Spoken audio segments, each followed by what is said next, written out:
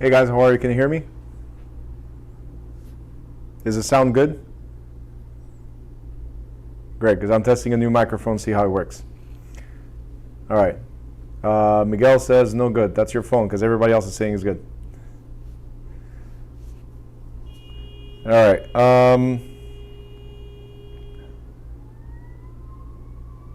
And Newark doesn't let me start. Okay. Miguel says no audio. Everybody else is good, Miguel.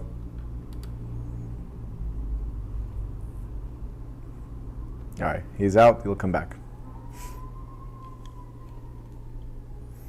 All right, if anybody's watching on YouTube, let me know that you're there so I can address you. If you have any questions, also bring the questions, and I'll address them as we go in the YouTube chat live. All right, so yesterday, we started a question already? Muslima? Okay. So Muslima has a question, so that's where we're going to start. Let me sit down for this one.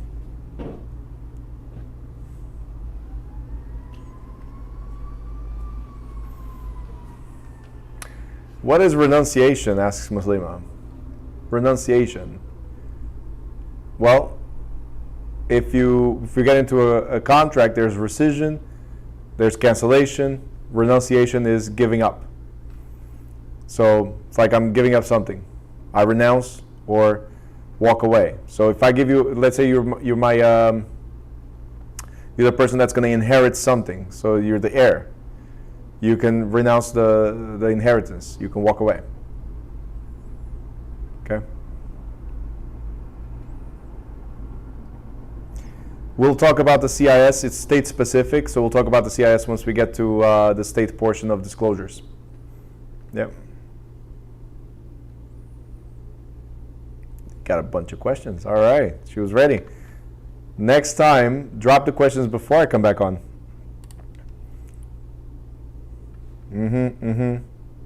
Last question.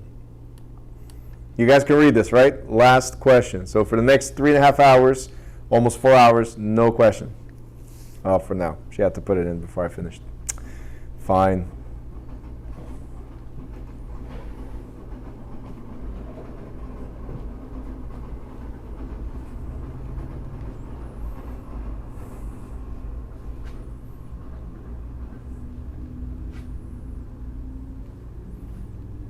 And the question is, what brokerages do employee-employer relationship?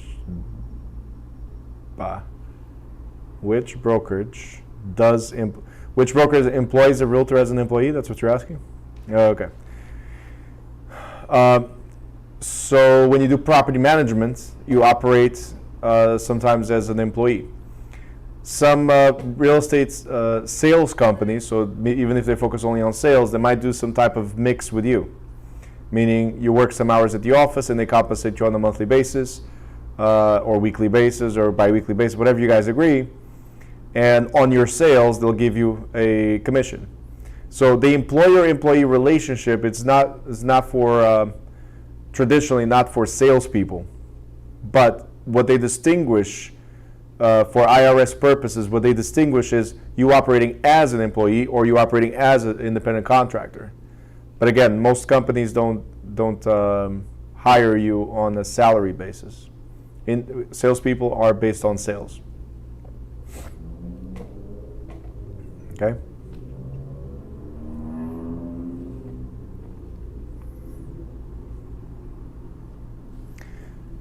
All right, so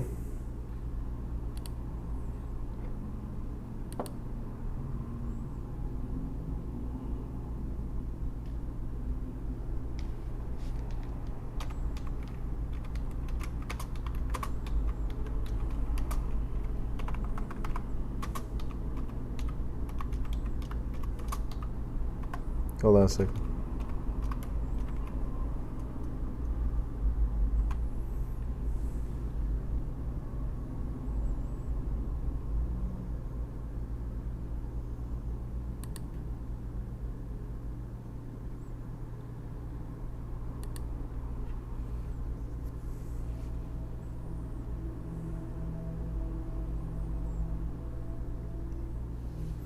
question from Verona. Go for it.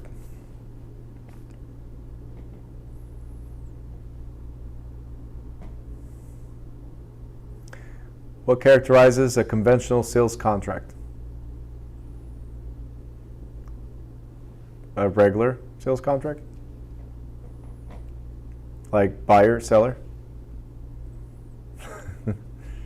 I'm just kidding. I'm not saying in the sarcastic way or ironic way. I'm just kidding. So a conventional sales contract is a traditional sales contract between the buyer and the seller without any interference of third party or with some type of special arrangement. So we traditionally prepare conventional sales contracts as salespeople. Anything that goes a little crazier, then attorneys prepare those contracts. Hey Miguel, you're back on. Can you hear us? You're with us? All right. Pointing fingers like my audio was no good. Oh, you can hear me now.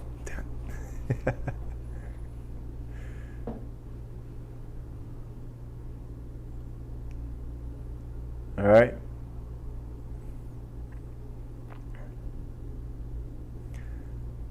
Totally different, all of these, but okay. Voluntary, it's something you want to do.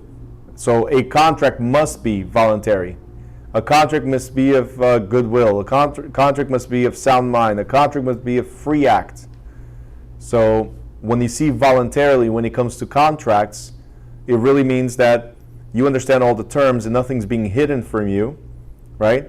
And nobody's influencing you. So free voluntary contract.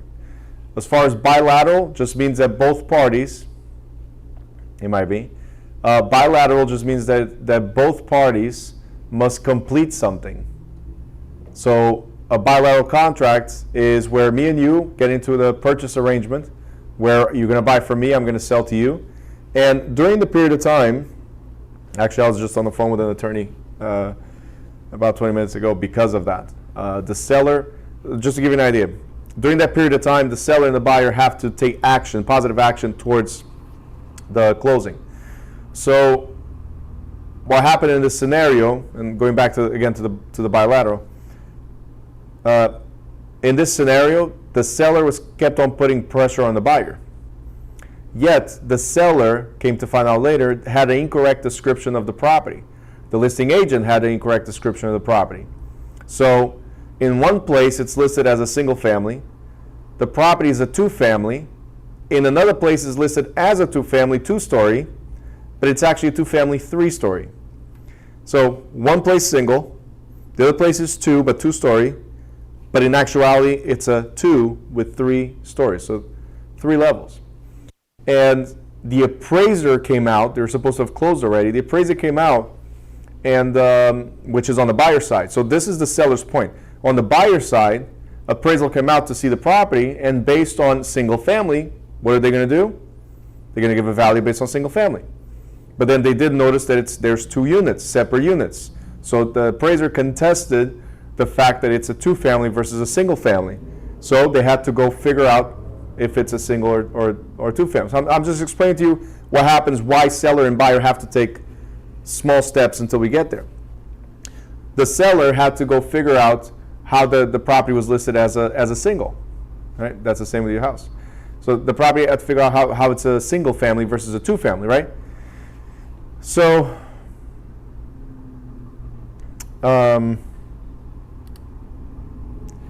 so in this scenario, the appraiser said this property is not worth more than this much because of this and that, right? All the issues that I just said. Seller comes back with, no, wait, the property is worth more because the attic is legal as well. That's not what just came from the city. From the city came that it's a 2-story. So something is wrong. So, hold on, ambulance. Sometimes I love Newark, but sometimes I wish I could mute Newark. Anyway, so what was I saying? So it was a 2-story based on the appraisal and based on the letter that came from the city, right? Then the seller says no, but this is a 3-story legal. Now, this is all stuff that the seller and the listing agent should have done. So it's a bilateral agreement. There's stuff that's on the seller side, which is delivering good title, good condition, and all these issues cleared. The buyer shouldn't have to go through this. So our agent, Mario, as you've seen, this is a story from Mario, as you've seen, he's been going around and around and around to get a piece of paper that says, from the city, that says it's a legal two with a third floor that's also legal. So meaning the attic belongs to the second floor, but it was authorized to be a living space. All right. So being authorized to be a living space, you now have to count the square footage, because usually, so you guys know, basements and attics don't count to the living space square footage. So you can have the whole house underneath available like a full basement, right? And not be considered living space, not considered towards the sellable square footage. It's just storage space, I guess. So he finally got a letter yesterday from the city saying, letter signed by the inspector from the city, the assessor, I'm sorry, from the city, and says this is a legal two with the attic. So now they're going back and forth, but the seller had already put an action on the buyer. Time is of the essence. I think I've mentioned to you guys time is of the essence, meaning, hey, hurry up, I need to close, right? So what happened now is, because there's a time of the essence, I was talking to the attorney with Mario, and I was explaining to the attorney, listen, they should have done their part. They shouldn't put a time of the essence on us. They should have done their part and have all this corrected because of crucial information, right? Imperative information for a good appraisal to exist. We had to delay everything. So can they put a time of the essence against us since they defaulted, since they breached the contract of providing a clear title and free of any issues? You see what I'm saying? So I know, long story short, bilateral means they should have done something at the same time that we're doing something. Just because we're doing the appraisal, getting the approvals and all that stuff, doesn't mean the seller sits back and relax. So that's a bilateral. Easy. I'm going to explain the three. What's the answer? Such attitude. And then we got executory. Executory simply means it's a pending contract. So while all these things are happening, guys, so real life example, while all these things are happening, it's an executory or pending contract, okay? So it's something that keeps on going. Now,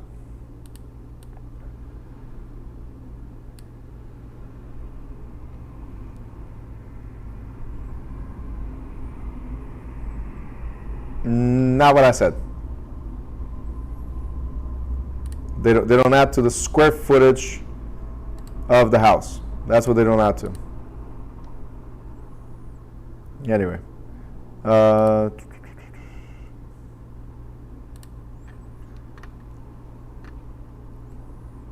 So based on this, you're still trying to figure out what is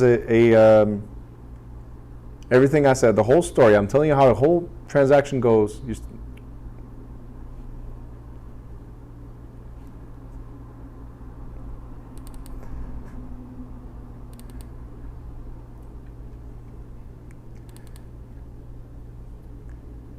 Trying to get Verona to get bent out of shape. Okay, see? Tell me there's one missing. It's 4 options. Just saying.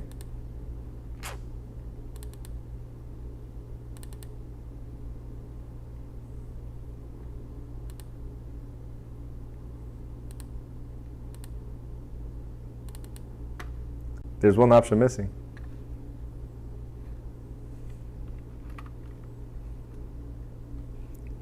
They don't? What's the question number?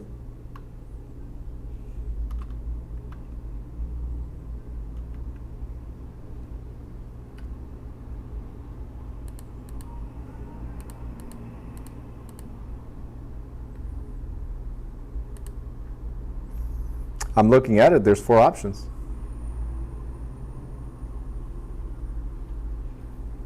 Ready? Let me show you here.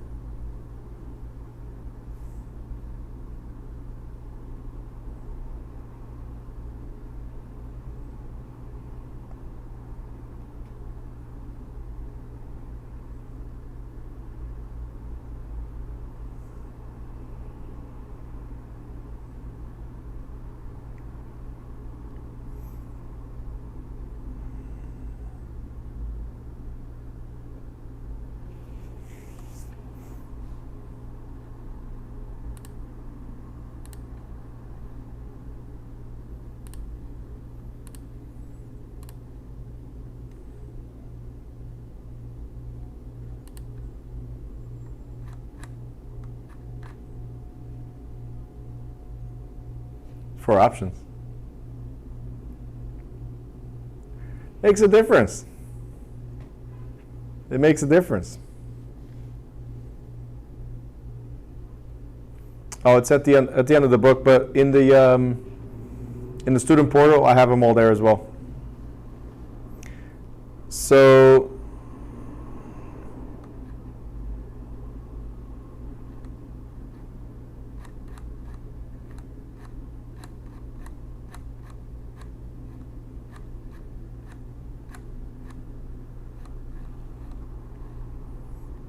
your questions don't match.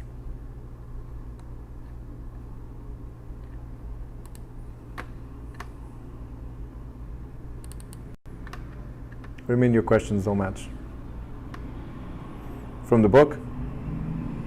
Oh, the physical book, okay. Might be a little bit different questions, maybe 1 or 2. Maybe it's question number 8 or something like that. But it's at the end of the book. Around, it should be page like 501 maybe for you. I don't know if it makes a difference. I need to have it open here.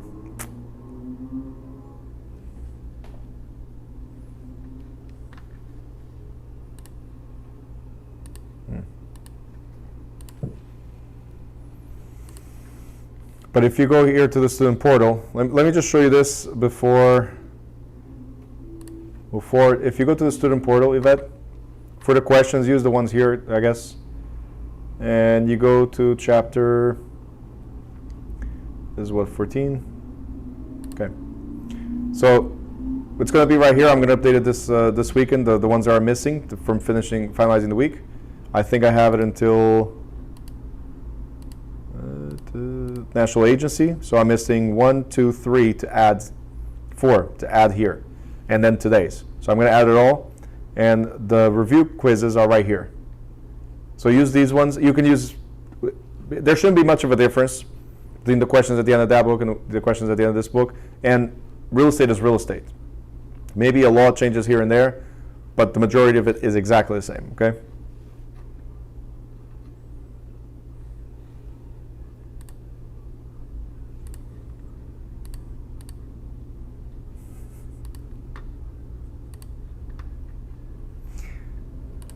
Don't lose your patience.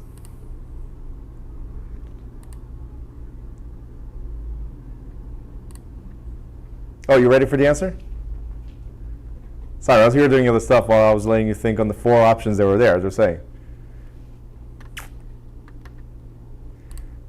All right. So let's go back to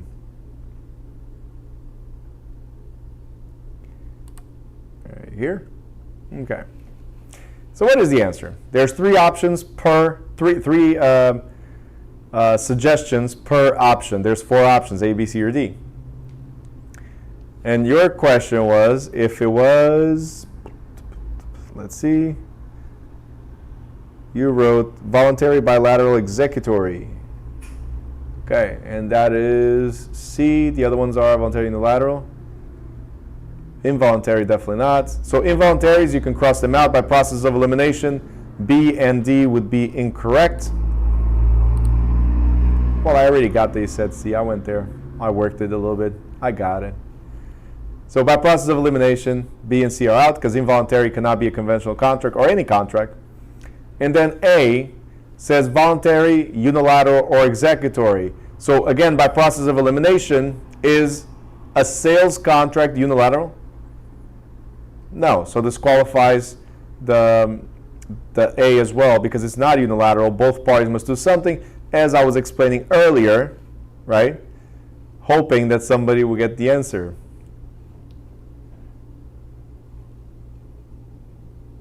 It's Friday. I'm evil on Fridays. I'm sorry. It's pending, yes. It's been pending until I gave you the closing. See? Yeah, so the correct answer is C as in Charles. It's a voluntary contract, has to be. It's bilateral, that means between 2 parties, and they are committed to each other to conclude the transaction. And executory, meaning it's pending until concluded, until executed. Mr. Matute, thank you for joining us. Well, I see the top of your car or van. Oh, there you go. All right, he's alive. I know he's alive. All right, cool. And Chris, you're somewhere there as well. You guys are getting too used to this driving thing. Miguel doesn't let go of the car or truck. Chris, don't tell me you're going to the hospital again. Nope. The reading lips is tough. Oh, you're working? Who works during class time? Seriously. These people, it's like you got bills to pay. It's 2020.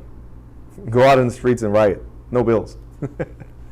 Go ahead, say no bills. I encourage you. All right, back to appraisals. Too soon for the rioting thing?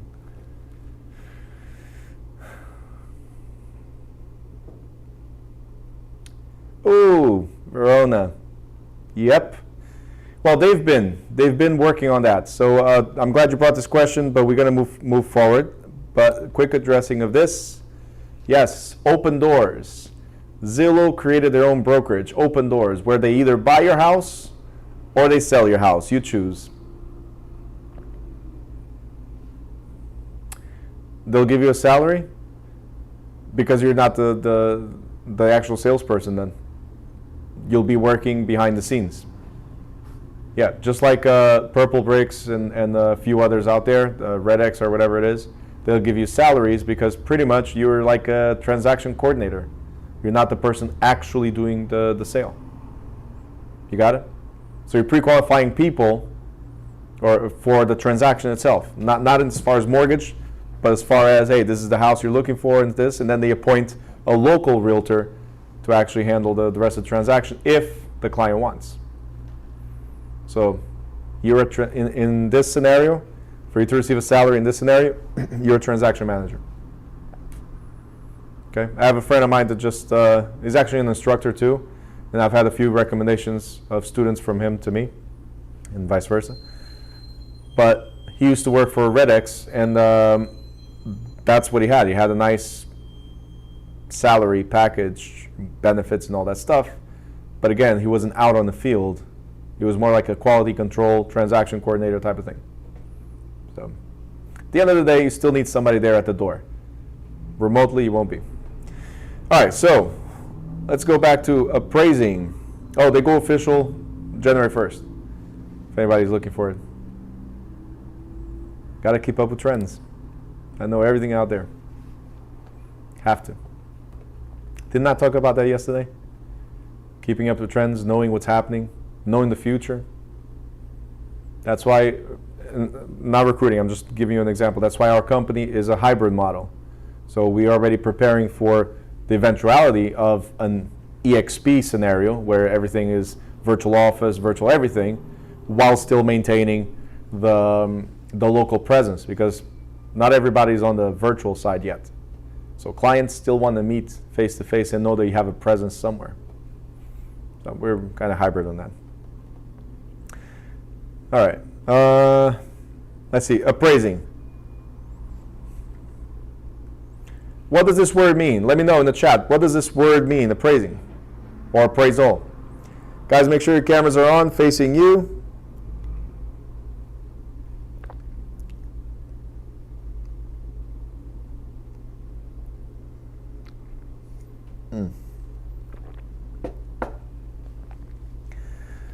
Giving a value of something, to determine a value of.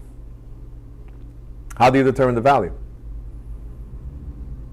Could you have a different value than I do? Is it possible that we see things different? How do you determine value? Oh, okay, there you go. And the answer is, it's an opinion. What is an appraisal, or what is appraising, is giving an opinion of value. Now, the reason why I always ask what it is because of this. I have a mug right here, right? And you guys see that it's a mug, right? Everybody has the same perspective you see as a mug? Okay. It's tougher for me to explain this because you guys are on the camera, so you have a single view, it's straight at it. If you were here in the class, it will be a lot easier. But I can say that I'm looking at the same mug and I have a different point of view. Are you understanding? Like, here's what I see.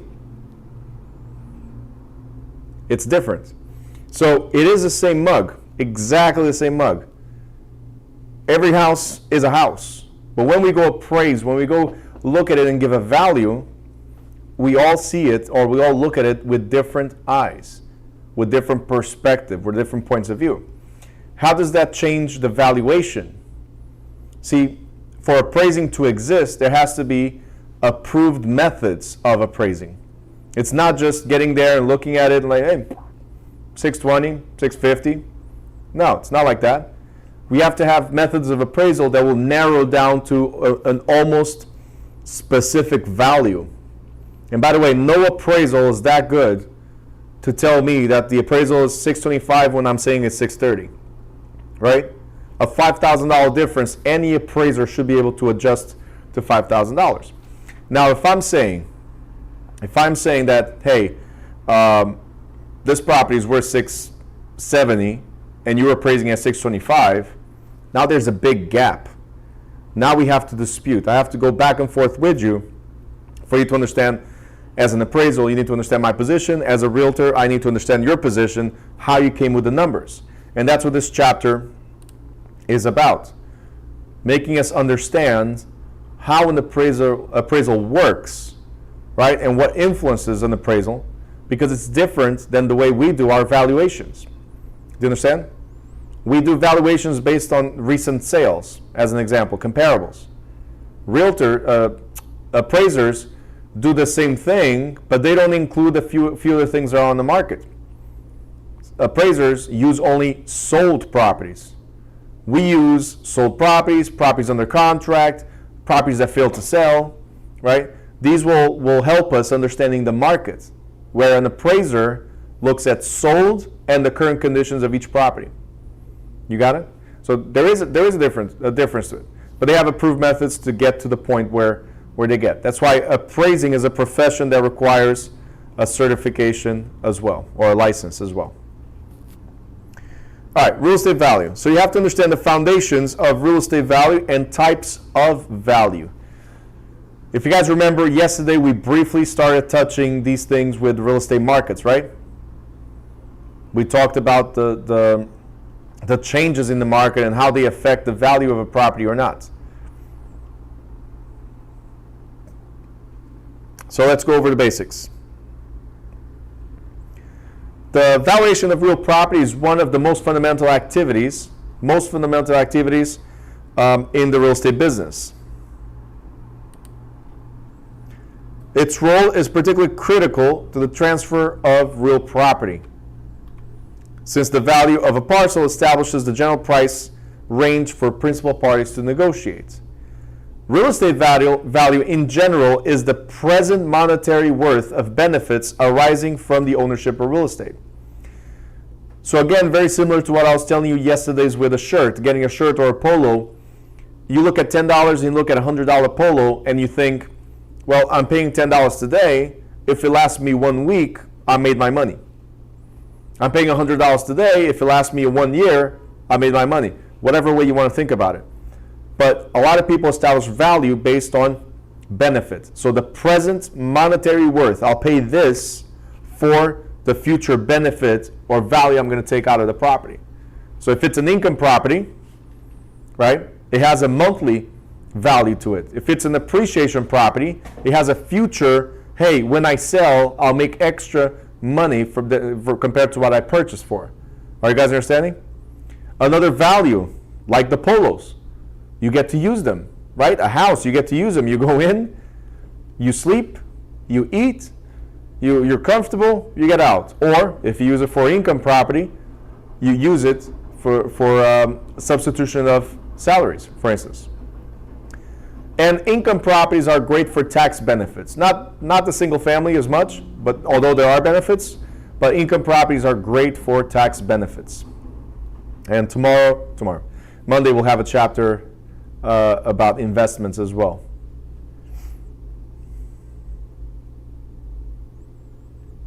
Now, ownership of real estate produces income when there are leases on the land, the improvements, or on air, surface, or subsurface rights. Such income is part of real estate value because an investor will pay money to buy the income stream generated by the ownership of the property, right? Isn't that what we do? We buy property expecting that return. Appreciation, like I said, is an increase in market value of a parcel of land over time, usually resulting from the general rise of sale prices of real estate throughout the market area. Such increase, whether actual or projected, is another investment benefit that contributes to real estate value.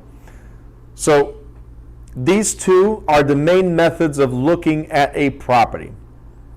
Did I buy a property because of future value, or did I buy a property because of monthly income plus the future value? So appreciation properties, like a single family, that's an appreciation property. If you live in it, it's an appreciation property. Why? Because it's solely an expense that you expect to have a return in the future. Where an income property not only gives you money every month, or pays itself off at least, right? But in the future, it has an increase in value as well. Okay, so that's the biggest difference between these two, and the reason why I always say that the first property should always be an income property or investment property. Now, the way property is used, whether residential, commercial, agricultural, recreational, etc., in large part determines the property's value. Each kind of use has its own benefits, as you guys can imagine. Depending on the current tax law, tax benefits from ownership of a property may take the form of preferred treatment of capital gains, tax losses, depreciation, and deferral of tax liabilities, which we'll talk as well. These tax benefits contribute to the income and potential sales price of a property. There's a number of economic forces that interact in the marketplace to contribute to real estate value. Among the most recognized of these principles are those listed below. So we're going to go over all of these. Some of these are self-explanatory. Some of these already come with the examples. So I might use the example in the book. I might come up with a better example if I feel that it is better. But these are kind of like right on point so far. So we have supply and demand. We talked about it yesterday. Utility, transferability, anticipation, substitution, contribution, change, highest and best use, conformity, progression and regression, assemblage, and subdivision. So all these features determine a value of a property. From yesterday, we talked about supply and demand. You know very well that if there's not enough supply but there's a lot of demand, what happens to the prices? Do they go up or they go down? Or they stay? Up, down, or stay? Let me know. Go up. Right? Not enough supply. What if there's a lot of supply, not enough demand? What happens to the prices? They go down. That's easy, right? Okay. Francelli's laughing like I'm talking like 2-year-olds. Is that what you're laughing at? Oh, okay. What did I do? Okay. You had your wine already? I'm just kidding. What? Vodka. Got it. Okay, no problem. All right, the next one is utility. We did talk about it as well. It must be useful. So there must be a demand for that particular use. That's what it is. Transferability. So if you guys remember my conversation earlier, or explanation to Verona's question, as I was trying to give her all the hints to get the answer, but anyway. If you guys remember that, I did talk about the seller having a difficulty transferring the property, right? So the property must be at a point where it's, think about fruit, it has to be ripe. You don't pick up the fruit or cut the fruit down when it's not ready. It has to be ripe, correct? So all these issues that the seller was having in my example earlier could have been fixed prior to listing, or even if you list it, start working on the process right away. So it must be easily transferable by whatever conditions of the property has. It must be easily transferable. Anticipation means I expect something to derive from the property, right? The word anticipation is I anticipate something to happen. So usually it's either the appreciation or the income.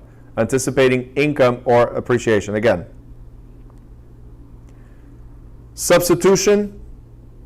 According to the principle of substitution, a buyer will pay no more for a property than the buyer would have paid for an equally desirable and available substitute property.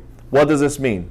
It means that if 3 houses are for sale and they are essentially in similar size, quality, and location, a potential buyer is unlikely to choose the one that is significantly priced higher than the other two.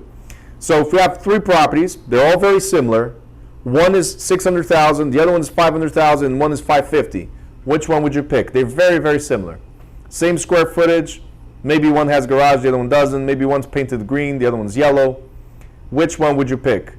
The 600, the 500, or the 550? High five. The 500, the 550. The 500. It cost me like 20 grand to put a garage. Simple. You'll increase the value right away. Simple.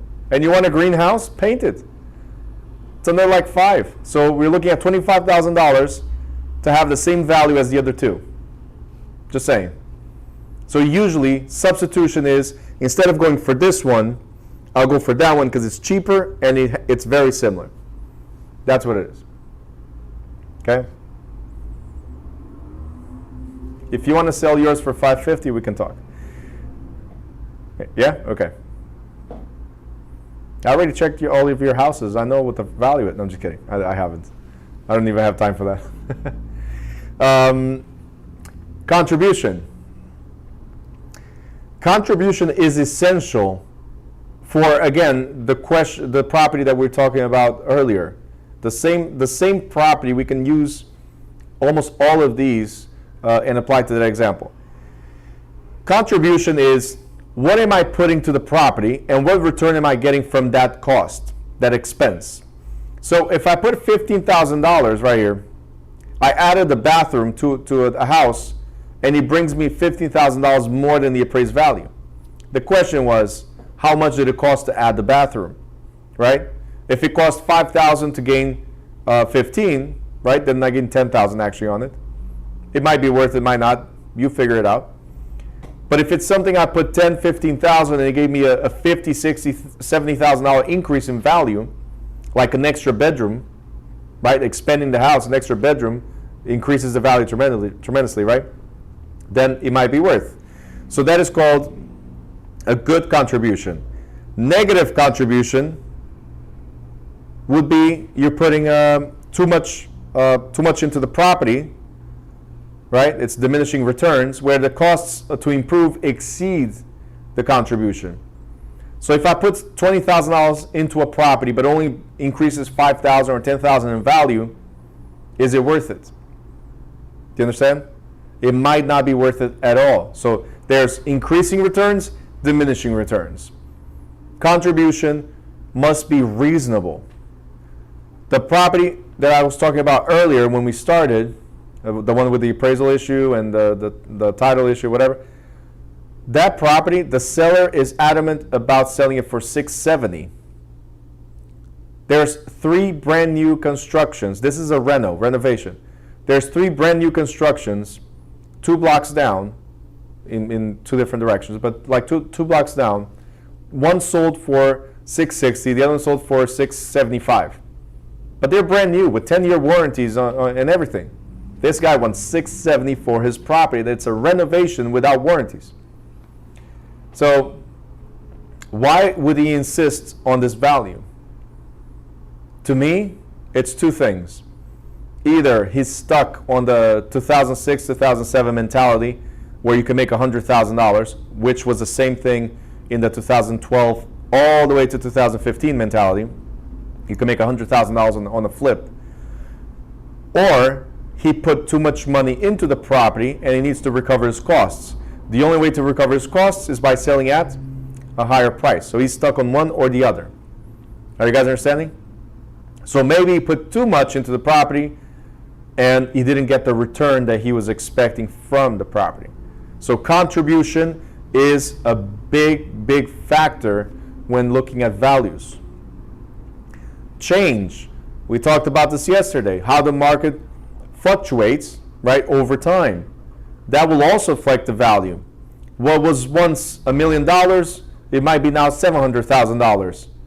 And maybe in a few years it's going to go back to 800, 900, and so on, like we've seen. Why I explained this to you guys right in the first week. So market changes also increase or decrease the value.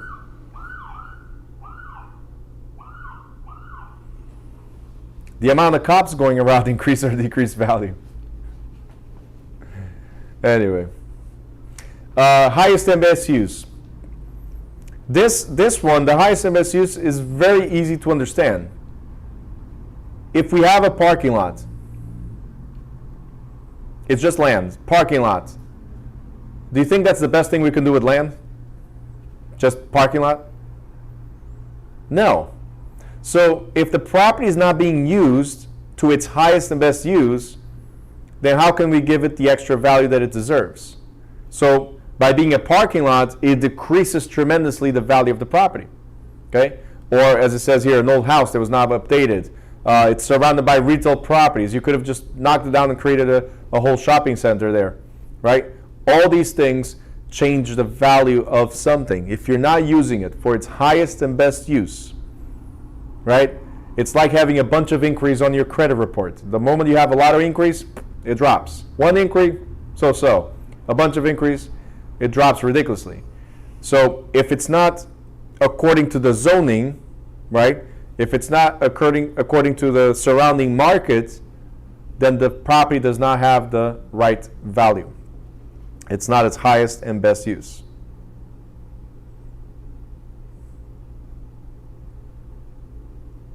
Conformity.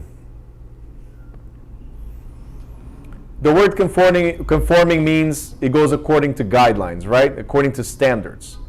So if we're looking at conformity, right, we are looking at neighborhoods usually tend to be very equal. So we have a single family here.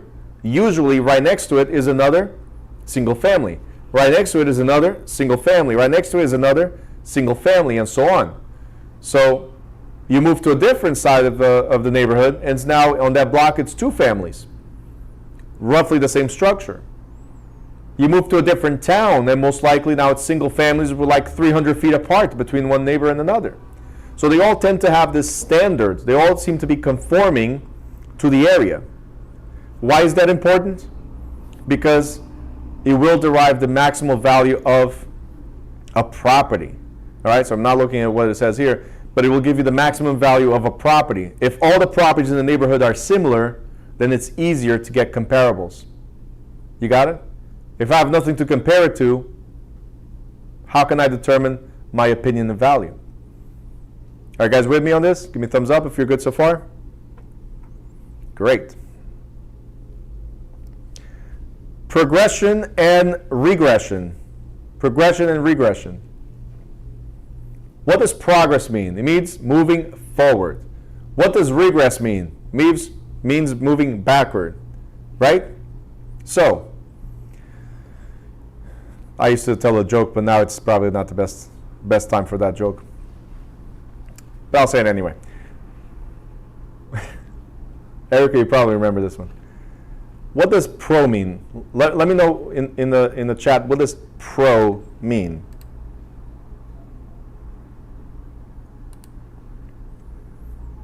Pro.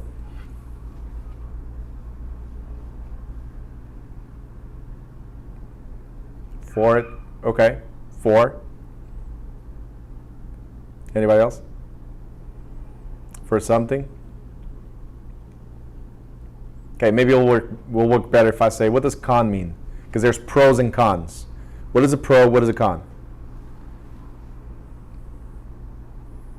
Against.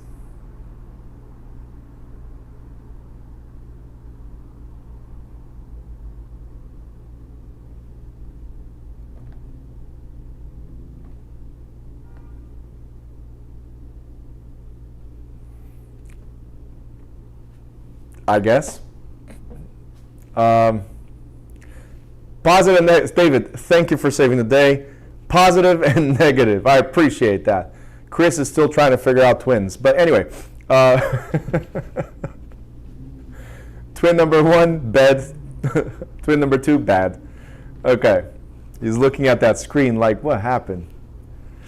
And then she says it's water that she's drinking. It's okay. Yesterday she was overweight, or this was overweight, or whatever. We'll get there one day. So pros and cons, positive and negative. So if progress means for, or positive, or moving forward, or getting better, right? Then why do we have Congress? Ooh, right? Progress moving forward. Congress always holding back. Anyway, that was my political joke of the day. Moving forward. There will be no progress as long as Congress is there. That I can tell you. No progress. Yep. Anyway. I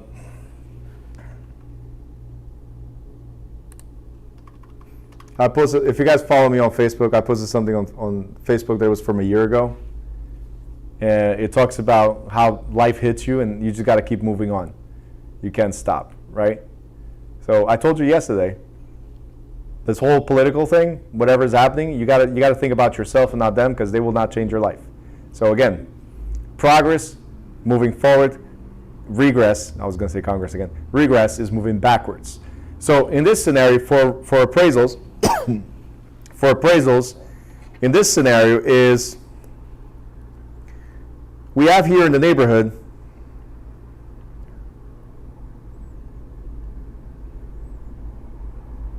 and don't make fun of my houses, they're really nice houses.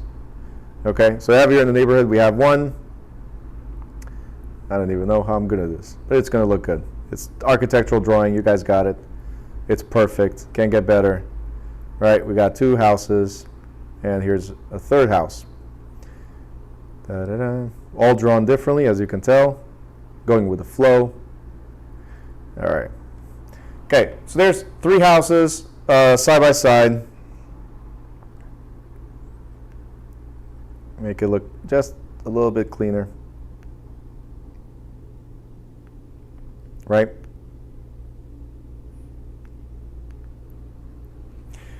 So 3 houses side by side. Now, this guy over here decides to spend money and increase the value of the property to, let's say, $1 million.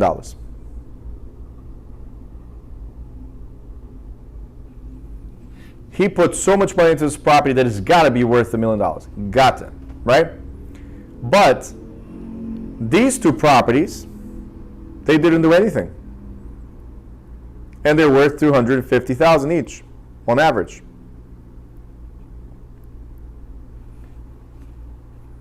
So, considering this factor, that the properties around have not increased in value or changed to increase in value, what do you think happens to the value of this one? Do you think it's worth $1 million? If these did not improve, the ones around, do you think this one's worth $1 million? No. So you just wasted money. Your property is worth probably at best $600,000 pushing, and maybe you put in $700 already or $800. So this is the regression. Regression means other neighboring properties bring down the value of one. Okay, so other neighboring properties bring down the value of 1. What if it was the reversed? What if we got 2 properties? This one increased, actually I'll keep the $1 million. It's a bigger house. $1 million. This one increased to $850,000. And this one is still the $250,000. The guy did not improve anything on this one. Did not do anything, no changes. Do you think that by improving these 2, do you think this value will change? Absolutely. So that's progression. If the whole neighborhood progresses, all we need to do is maintain our property. We don't have to go crazy and invest in the property. We anticipate, this is why, if you guys remember, master plan, right? We anticipate on buying the cheapest house on the market. We anticipate the growth of the market, okay? Because this will increase to 400, 500, whatever. There's houses here in Newark that a couple years ago were worth 250, 300. Older houses, not renovated houses. And today they're selling for 400,000 or 500,000 without doing anything. Literally nothing. But because it's a market in demand, people will buy. Are you guys understanding this? You have to be very clear of what I said yesterday and what I'm telling you yesterday. This will change your path as a real estate agent. Understanding market flow, influences, right? And you'll understand what the value is going to be. If a client asks you, do you think this is a good investment? As a realtor, this is your field. So now it's the time to say, well, this is a good investment. If you're the guy over here or over here, probably not. But this is a good investment. The cheapest house on the block, great investment. All right? Great. Because it will increase in value. Simple. You guys got it? Okay. That's why investors make a lot of money on the up market. They buy when it's going down, because eventually it'll reach rock bottom, right? They buy when it's going down, but as soon as it gets right back up, that's it. Ton of money. Now, the next one is assemblage, or IKEA.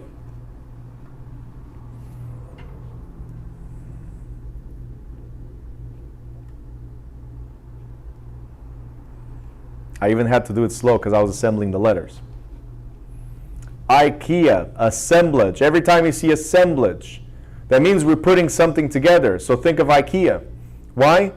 Because we're putting two lots together. I have a lot right here and a lot right here that belongs to somebody else. I buy it. Now I own both of them. Now I'm going to merge them. The moment I merge the two lots, I connected the two lots. It is now called assemblage, and there's a new value which is called plottage value. Now there's a plot of land, okay? So plottage value, IKEA, assemblage, putting it together increases value, okay?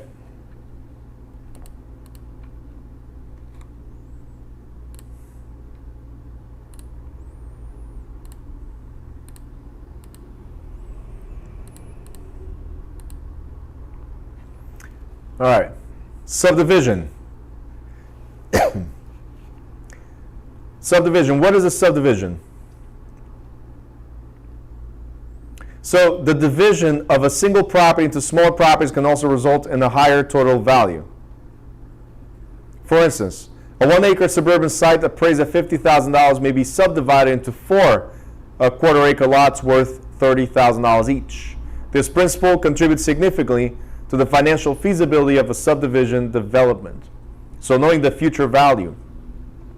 I had this conversation with about this with an investor who was here last week. So one of our agents brought the investor. We sat down, looked at the plans. He has a huge plot of land, and I gave him the architect and I gave him the engineer to talk to develop. And then I looked at the realtor that works with us, and one of the things I asked was, well, if you were to cut this into pieces and build what you want, which is like 60 units, right? The question is, what is the current value of those units? So if you were to build them now, what is the current value? Because you need to have what's called a business plan, not that matters right here, but you need to have a business plan. You need to have executive summary that shows property will be worth X amount of dollars. So you buy the lot for 50, but after cutting it, each is worth 30. Right? So there's 4.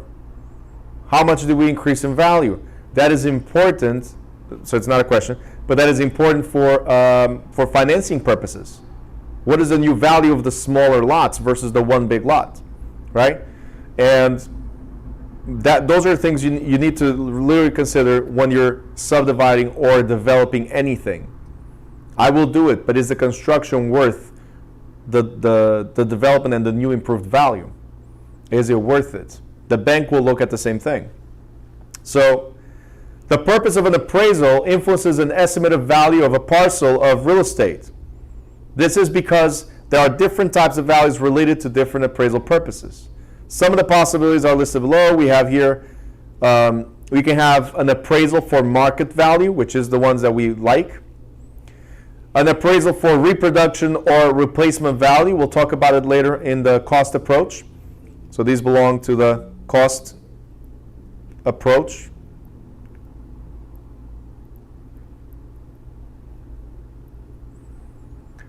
We have salvage value, plottage value, assessed value for taxes, like the ones you really need to remember. Condemned value is for eminent domain.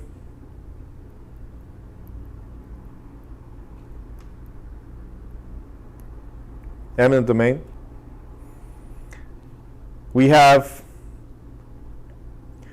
reversionary. When it reverts back to me, when the property reverts back to me, what is the new value? What is my interest? What did I gain, right? Appraised value, rental value, leasehold value, insured values. For companies to insure you, they usually insure up to 80% of the actual value. So we need to appraise and figure out what it is. Book value, this is, we're looking at cars and not a houses. And mortgage value, because mortgage companies also appraise just like, finance just like the insurance insures up to a certain percentage. So if you are, the property value is 100,000, mortgage company might say, well, we only give 90%, so you come up with 10%. Okay, so they appraise, they give you the loan based on certain value.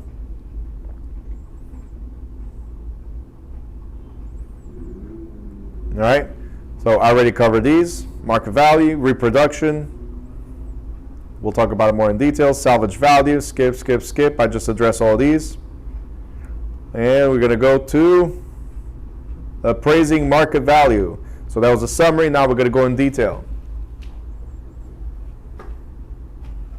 All right, so as you can tell, this is going to be an extensive chapter, a lot to cover. So we're going to spend the weekend here, okay? It's a weekend Zoom, a Zoom getaway.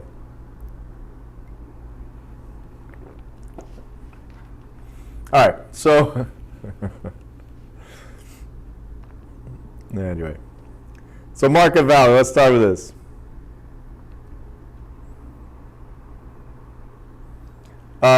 Who's providing the wine? That's a great question. We got hours over here. I mean, I'll be good. I don't know who's providing the wine remotely. So market value is an opinion of price that a willing seller will pay a willing buyer, and the willing buyer would probably agree on the property at the given time. Now I'm going to read the rest of them, but market value is based on willing seller and willing buyer. So market value is based on these two. The buyer determines how much he or she wants to offer. The seller determines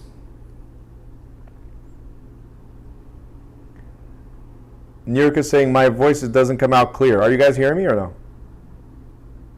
Is it clear? Is it not? They're good? Okay.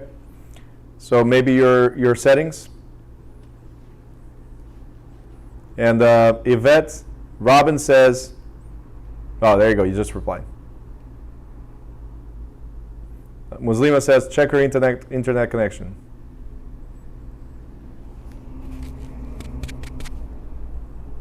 Mic check, 1, 2, mic check. Good.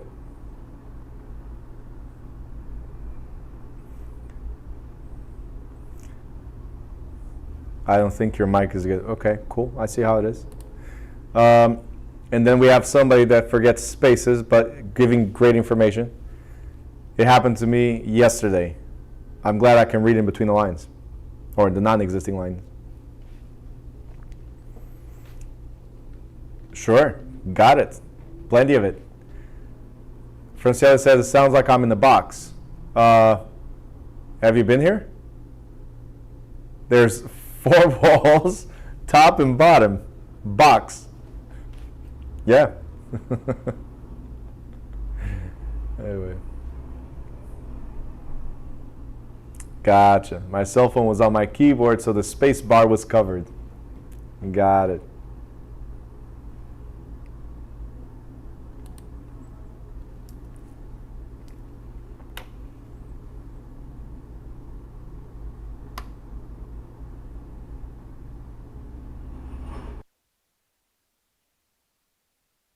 Is it better this way?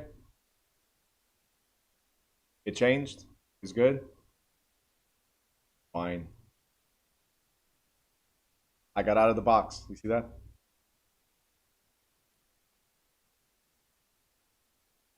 Why everybody's saying it's good? Before you're saying, guys, it was saying good. Now you're saying it's better. Like, what's going on? You're trying to go into the whole production thing and getting the mic to come with me.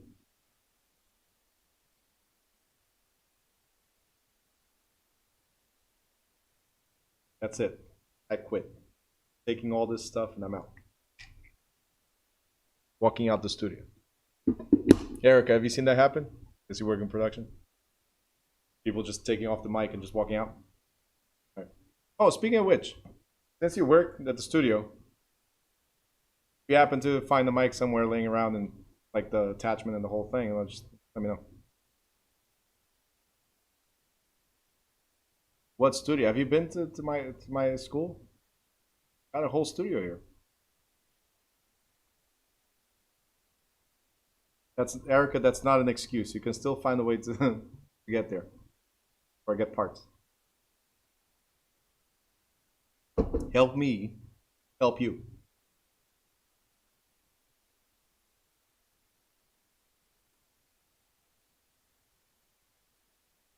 Nice. All right, again, you got the memo, right? So back to this. And I was kind of drawing a car here. You guys don't notice. Futuristic car. The wheels go in the front. The back is something else. This is a scraper or something. All right, so what I was trying to say about the market value is that I put an offer, as I said yesterday. I look for the shirts that are $30,000 versus $30 versus the ones that are $100. I'll wait for them to get to clearance. But that's the type of buyer that I am. I'm not cheap. I'm just wise with my money, in case you guys are wondering. I used to be very reckless with money. Now I'm wise. So I look for the clearance section. I always look for the good deals, right? Even when I go anywhere to eat, I look for the special and see what's going on. And when I say special, is the cheapest meal with the best value. Just saying, value meal. No, like today, for instance, I went to have lunch with Mario. I took him to this small Brazilian place, like a side street. Nobody knows about that place. Nobody, right? And it's I eat clearance food as well, but good one, good food. And he loved it. It was delicious, better than any food he's had here in Newark. A little corner place, has no parking. It's very difficult to get there, but great, delicious. And we paid for 2, but we usually pay for 1. Just saying. Anyway, where it's right on Napoleon. Yes. Where people spend hundreds on sneakers and shirts and whatever. Yeah, I don't. Where people like to go to fancy restaurants and spend $400 on a meal for 2. I don't. It has to be a very special occasion, and I always find somebody to sponsor it. Yep. I'll talk to the mortgage guy. Hey, I got to take the wife out, man. Sponsor it. That's it. I gave you enough deals. That's it. All right. That's it. That's cheap, what, the $400? For 2? Jeez.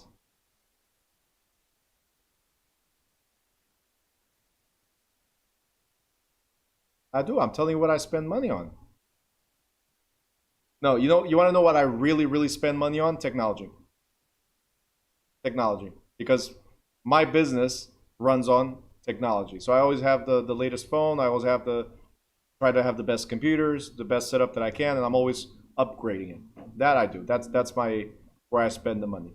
But then again, it's a taxable expense. There you go. Gotta be smart about it. Sometimes I tell her I'm going out. She wants to come, go out, eat out, and we go to an open house. We're eating out.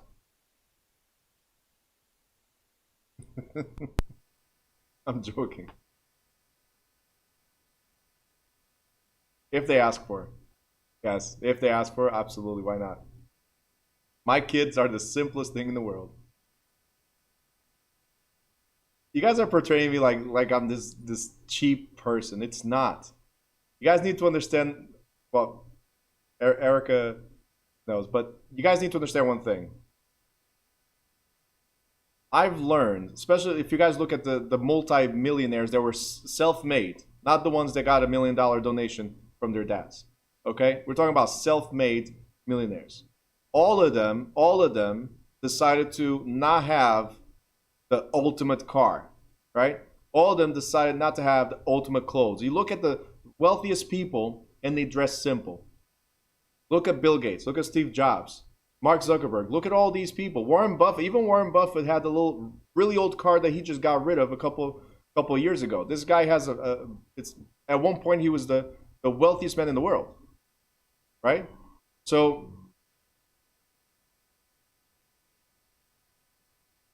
oh, you're defending me before the wife thing?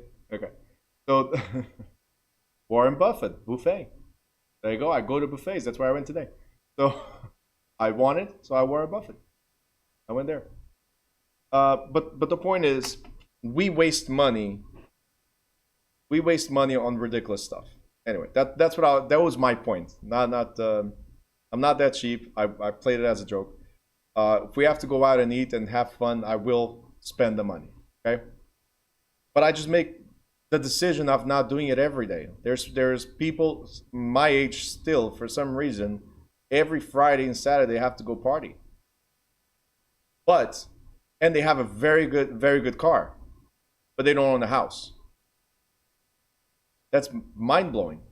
How do you drive a BMW or a Mercedes or whatever it might be, Teslas now, but you do not own a house? You own something that loses value, but you do not own something that increases value and gives you money. I prefer to buy a bunch of houses that will give me the money to buy the thing that will lose value eventually. So my cars are paid by my investments. My trips are paid by my investments. You see what I'm saying? So if you watch, you said Millionaire Next Door, but look at, yeah, Portuguese too. But look at Rich Dad, Poor Dad. That book tells you if you want to go on vacation, buy a house. You want to buy a car, buy a house. You want that Louis Vuitton purse, buy a house first. Because a house will give you monthly income to pay for that expense, that depreciating value, right? So all I was trying to say with my point is value is based on negotiation. Some people are willing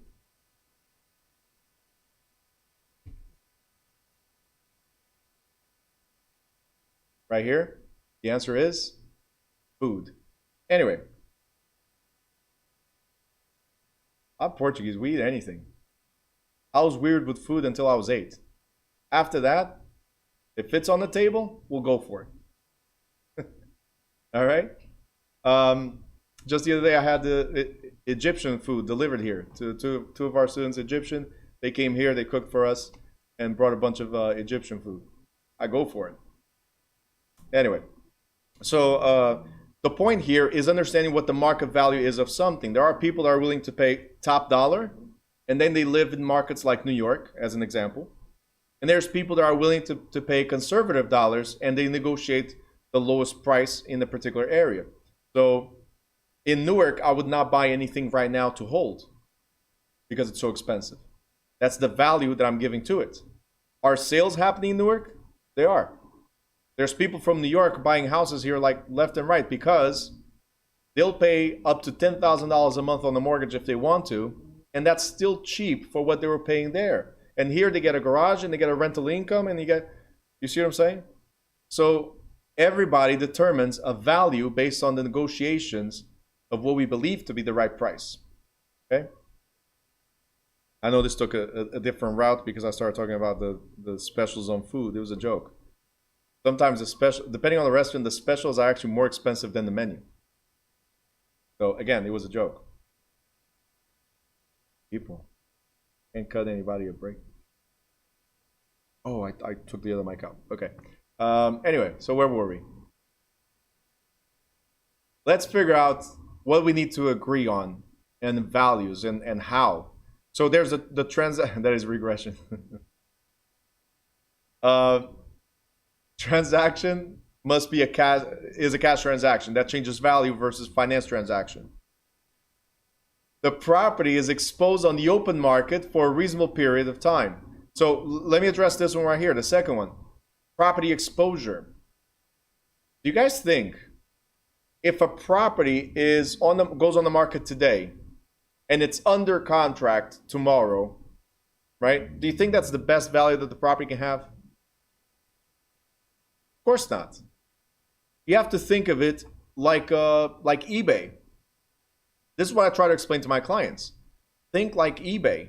Let's create a deadline when you want to finish accepting the offers.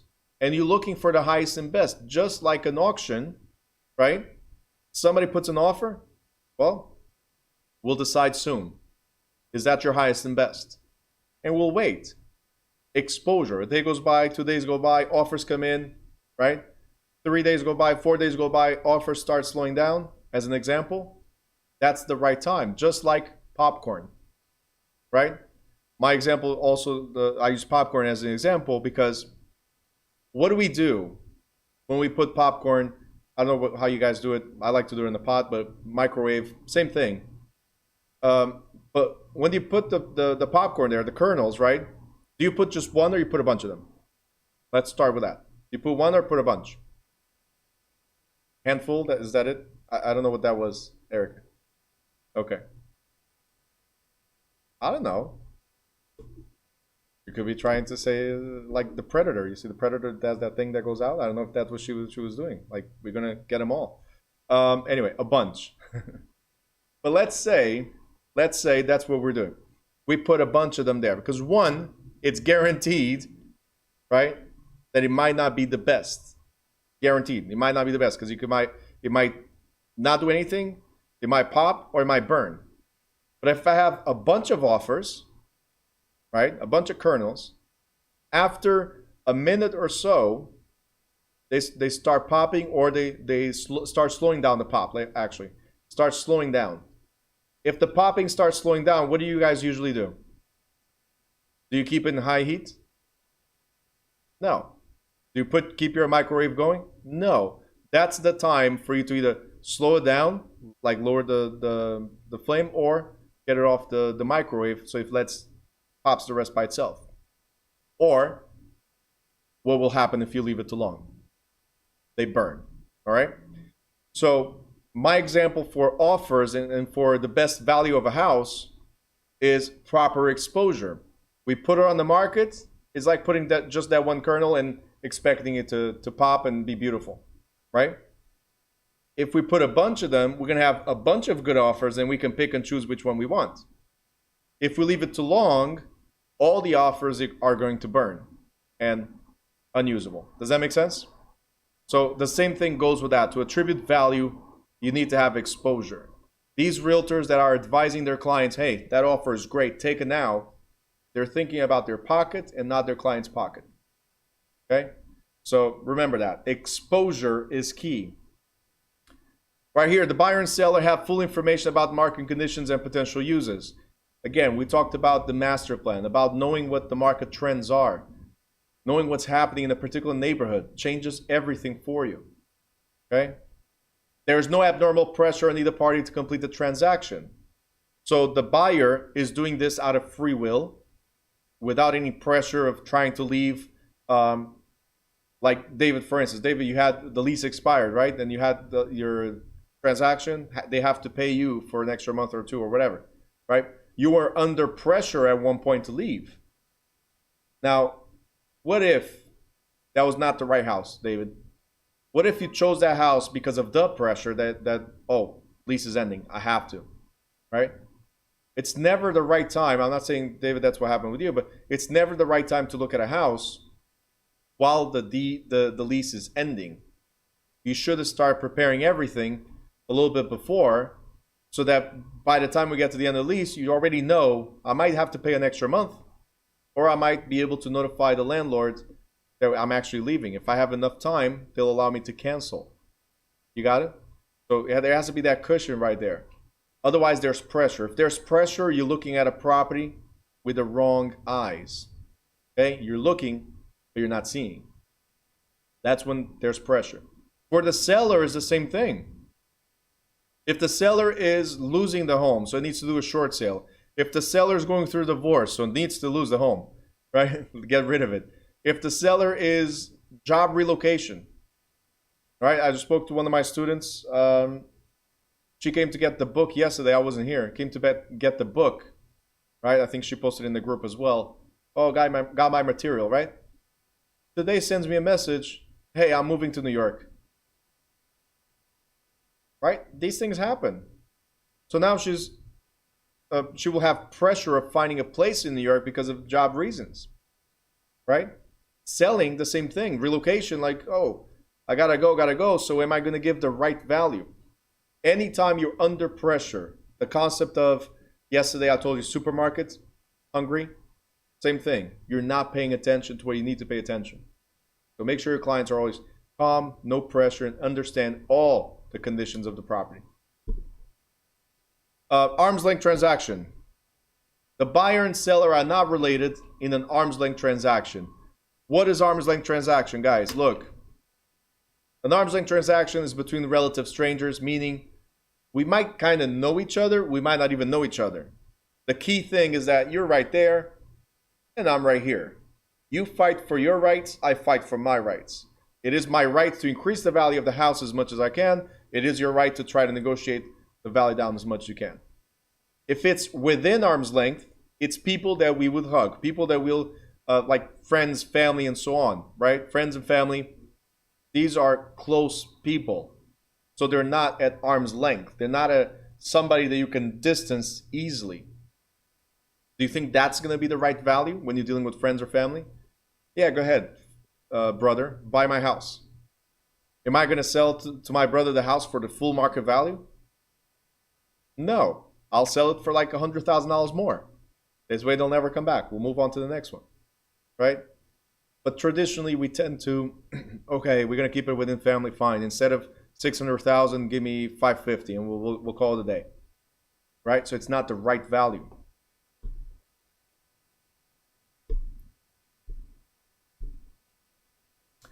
Title is marketable and conveyable by the seller. What's happening with the property today? It's part of title because the description of the property goes with the title, right? The seller is expecting full value on a property that has a bunch of issues title-wise.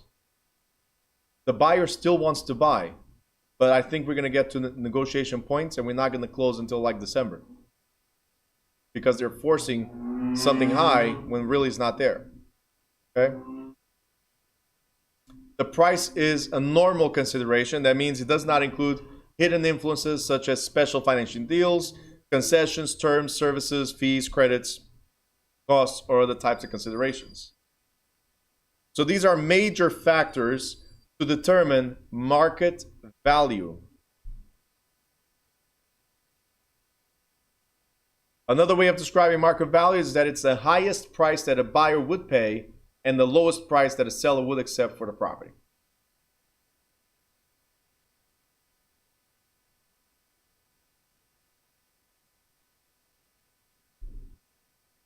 Now, the market price as opposed to market value, these are different. Market price is, we mentioned this yesterday, it's what the property actually sells for.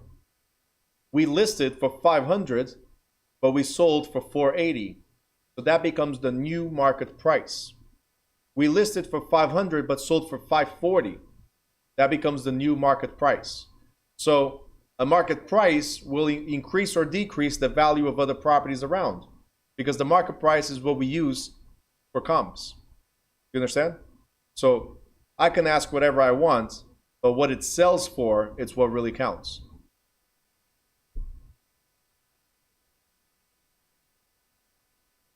An appraisal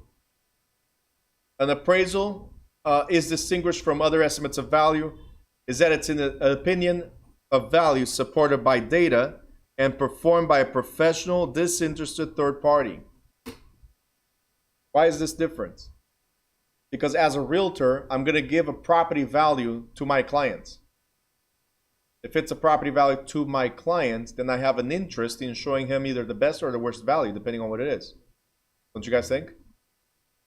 But if it's an appraiser, it's an outside of the transaction person, so a third party that has no benefit on one side or benefit in the other.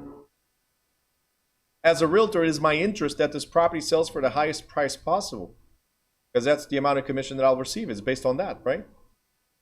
An appraiser gets paid that flat fee, and it doesn't matter how much it sells for. He doesn't care about the seller. He doesn't care about the buyer, right? He or she will do the valuation based on supported data and being their professional, unbiased opinion. You guys good so far? Okay. We have something now called broker's opinion of value, right? In this case, BOV, but it's also similar to, and it's the same thing, but it's you'll find it as BPO, which is broker's price opinion. Okay.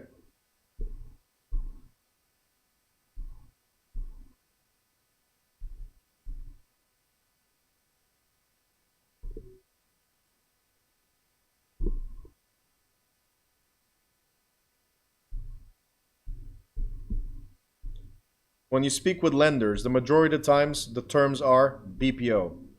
In this book, for instance, they talk about broker's opinion of value, but it's a BPO, broker's price opinion. Robin, what is the percentage difference between appraisal value and market value? It depends. Hopefully, it's on point. Because appraisal value is what we estimate to be the sellable value. Market value, it's supposed to be the sellable value. So, most likely, an appraisal is to estimate the market value. So, it should be very, very thin 0.0001 difference between them, if anything, right? Because that's the ultimate goal of an appraisal. What is the true market value? What I'm willing to pay for might not be the market value. That's market price, right? But market value is what we estimate the property to be worth.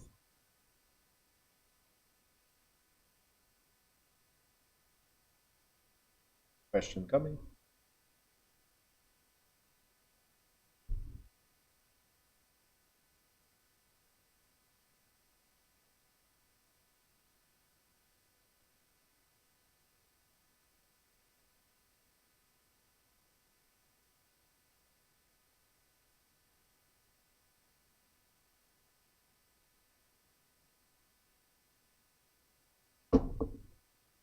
Okay.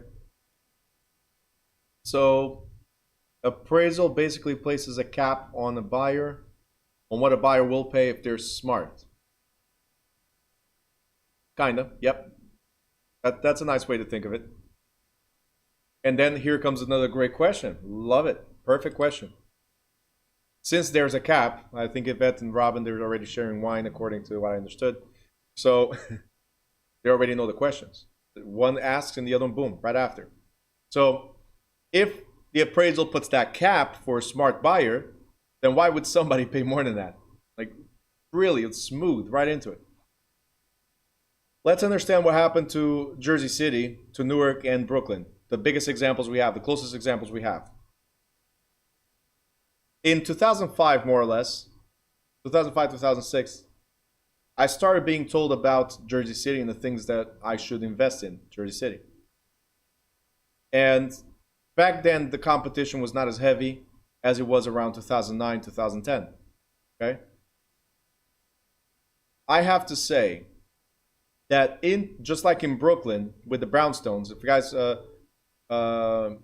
remember those buildings, they were worth 250, 300, and now they're being sold at 1 million, 1.2, 1.3, right? There was people knocking on those doors, again, just like in Jersey City, knocking on those doors that were worth 200, 300, and they were offering 500. Take it or leave it right now. 500 cash. Take it or leave it. 400s, around 400, 500. So way above the actual value, right? But why were they doing that? Because they had the master plan. They knew a stadium was coming to Brooklyn. If a stadium comes to Brooklyn, commerce comes to Brooklyn. Higher end people, meaning ability to pay more, will rent around Brooklyn. So anything that I purchase now, it's going to double or triple by the time these things are constructed. So I would pay more because I know the future. Is there a chance that it would fail? Not in this scenario. If they don't put it, it's already zoned. So if they don't put a stadium, they'll put something else. But they're already preparing that area for something. You see what I'm saying?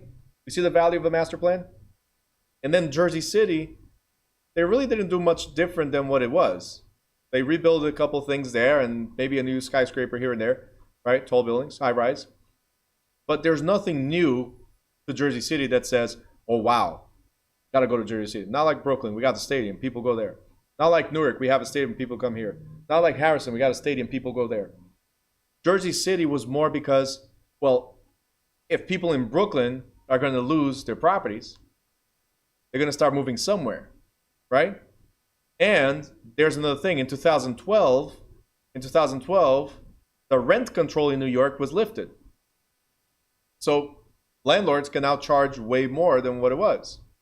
So if it was already expensive, it got even worse. So what's the alternative?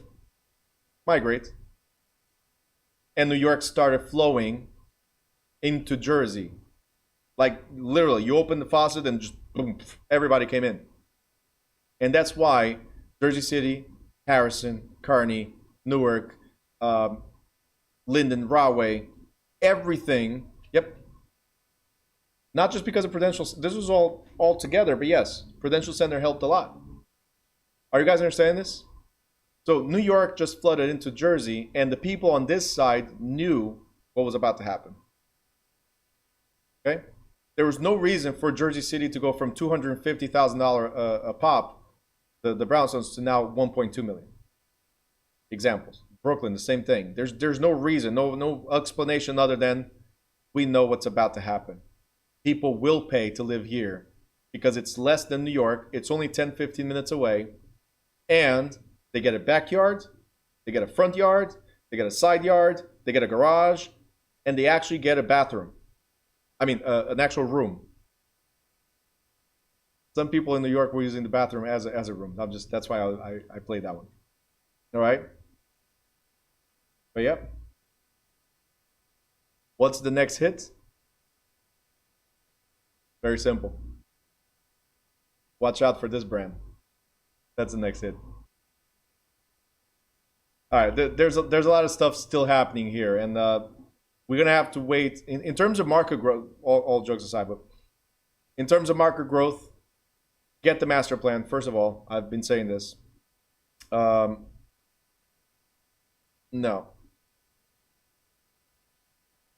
There was a threat of coming. Oh, that's another reason, by the way. This caused a lot of people to buy, thinking, oh, they're coming to Newark. That's the only logical place to go to. Yep, they bought stuff here and then suckers. Anyway, next. Yep, South Kearny. A lot of stuff. Anyway. Go back to this. Understanding markets. Let's go to BPO, broker's price opinion. What I was trying to say here was there's a appraisal value, and there's the, hey, it's my opinion that this market, this property is worth X amount of dollars, based on the way the market is flowing, based on the current conditions of the property, and how recent properties sold or did not sell. If I have a property next door that did not sell because they were trying to sell for 500,000, and mine I'm selling for 400, am I on point with my value? Probably, because I'm $100,000 below.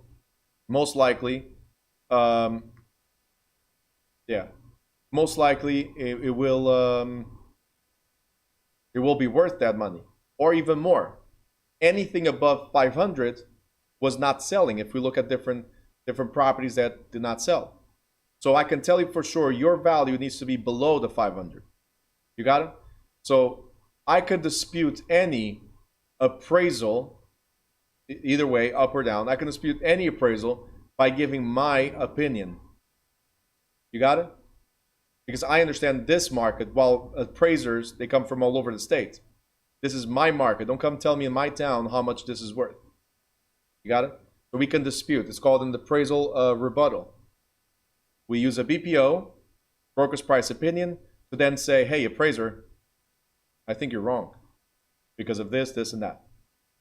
And again, like I said earlier, I was on the phone with an attorney because of a lot of things, including the appraisal rebuttal. All right. Robin just wrote, Audible is an Amazon company headquartered on Broad Street. Yep. But it's not Amazon. It's an Amazon company, but it's not Amazon as people expected. And Audible has been here for years already. The Amazon was going to come 2 years ago. And gone. Muslima, go to the page before last on chapter 16.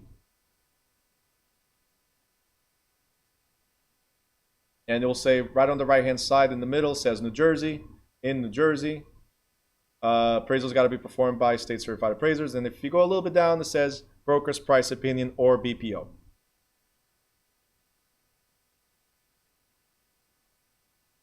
See, that book I know by heart. This one I will pretty soon. Do you see it right after? It's the page that talks about appraisal reports. Don't give me the finger. Oh, okay, got it. Okay, cool. Anyway. Guys, I gotta have fun because talking to a camera, I know I'm talking to you guys, but being alone here and talking to a camera, I imagine how you guys are receiving the information. But talking to a camera is not easy.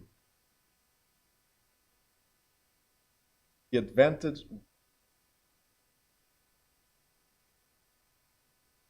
Like I said, gotta have fun. I'm not even gonna reply to this one. I'm gonna just let it sit right there for a little bit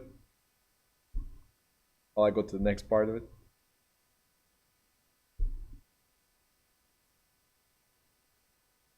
Okay, so Muslima, you should be on the page that talks about this, which are the steps in the appraisal process.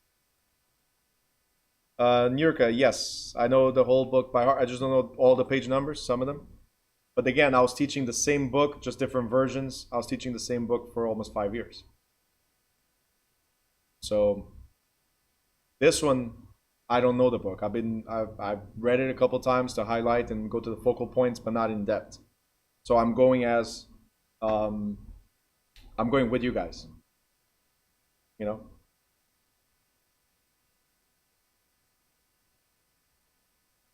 Page 230 at the bottom. There. No question why I tried to laugh. I didn't get that one. Okay, so for the next crowd, I know if you have the Dearborn edition, it's page 230. To address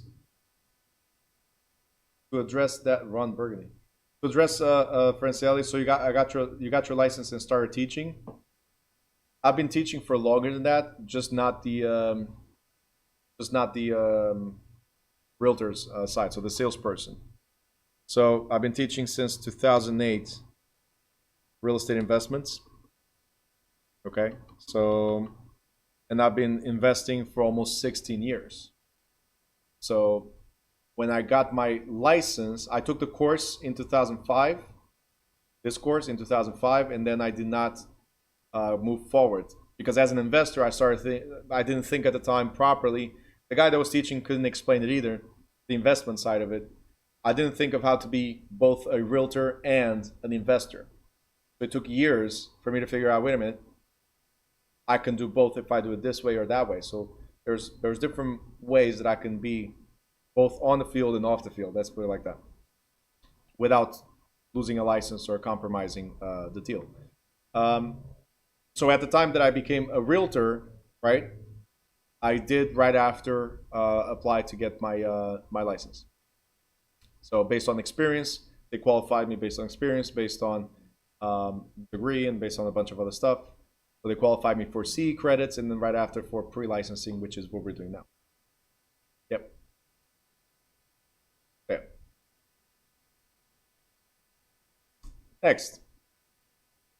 So steps in the appraisal process. First thing is identifying the purpose of the appraisal. Assimilate relevant data, as we were describing before, what's happening in the market. Assess the highest and best use. Is the land being used to its best use? Estimate the value of land by itself. Apply the 3 approaches of estimating value. We'll talk about it in a second. Reconcile the values from the approaches, meaning we have 3 different approaches and we reconcile, put them together, figure out which one is the best, or if 2 are better than the third one, and that will determine the value. Compile the report, give a summary, and certify it. Okay, that's the process. So purpose, like I said, is why are we doing this? What is the purpose of this appraisal? Is it for tax purposes? Is it for feasibility purposes? Is it for what do you call probate purposes, insurance purposes, what it might be? So it has to be a purpose, the intent of the interest to be appraised. Data, like I said, you collect and organize data relevant to the subject property and surrounding areas and economy and all that stuff. That has to be collected. So it says here, includes environmental, demographic, economic reports, neighborhood, community, regions, and so on. So everything has influence, right? Highest and best use. Summary of this is most profitable use for the subject property. Land value. Land value says the 4th step is to estimate the land value of the subject. Now, an appraiser does this by comparing the subject site, but not its building. So land value is land by itself, with similar sites in the area, and making adjustments for... Okay, Miguel, you're fired for the weekend, no problem. I'll see you Monday. And making adjustments for the significant differences. The 3 approaches we're going to talk about later is the sales comparison approach, the cost approach, and the income capitalization approach. So we could use multiple methods to determine the value, right? You guys don't need to write it now. We have class Honda? What do you mean Honda? I know, I read what you wrote next. Why, is it a holiday? Next, we have reconciliation. Is it a holiday? I don't know why you're pointing at me. Is it a holiday?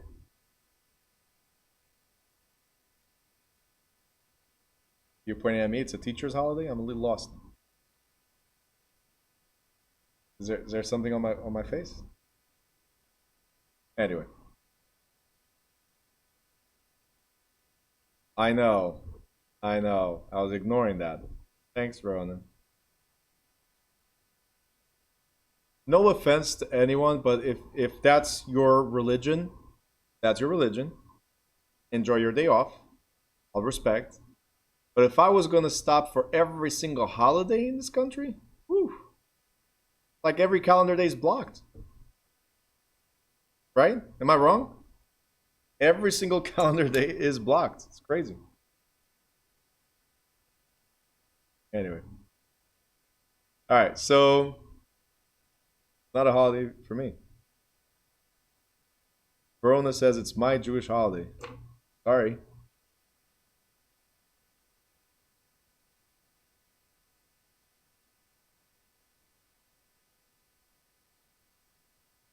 Not saying in the bad way, so don't get offended by what I'm saying.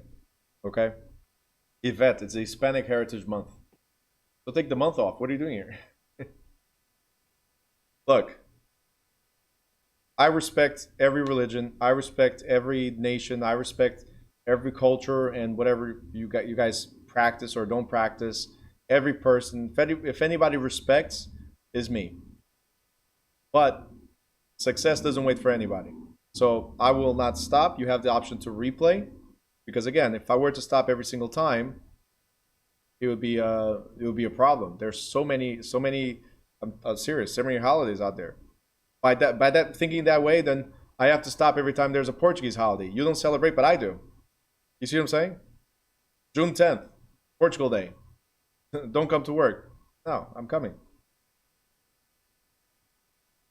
I should make that my logo. Oh, motto. Success doesn't wait for anyone. That's true. I translated, don't worry. I translated the Hispanic heritage from logo to motto. I got it. No, but if you need to have a day off or whatever, a few people have already reached out to me. Just let me know, and we'll work something out if needed. Not needed, that's it. You have your day off, and you keep on going. Okay.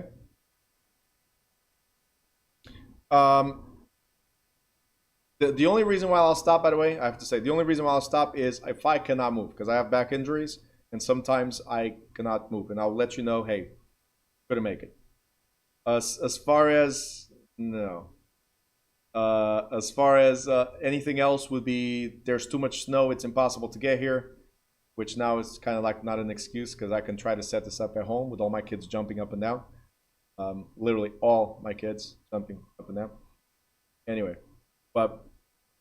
and Chris will know that soon, because twins, it's like 2 right away, jumping up and down at the same time. I feel sorry for him. He's going to need a holiday soon, right? Yeah, he says yes. So I'm giving you a heads up. If I stop, is because of injury or because the snow or any type of circumstance that doesn't allow me to get here. Almost choked on that one. All right, reconciliation. We have the 3 approaches, and then we put it all back together and figure out in a way which one is most appropriate for it, okay? So we need to know, there's 3 approaches. Will 2 suffice? Will 1 suffice? Will none of them suffice? Let's look at what the type of property is. We create the report that I just told you in the format requested by the client. The first approach, the sales comparison approach, is the one that realtors use. Appraisers use it, and realtors use it. What is the sales comparison approach, also known as market data approach? Sales comparison approach is also known as market data approach. What we're saying here is we analyze what's happening in the current market, the sales that have occurred over the past 6 months, and that will determine the value of your property, okay? So we compare it to other sales.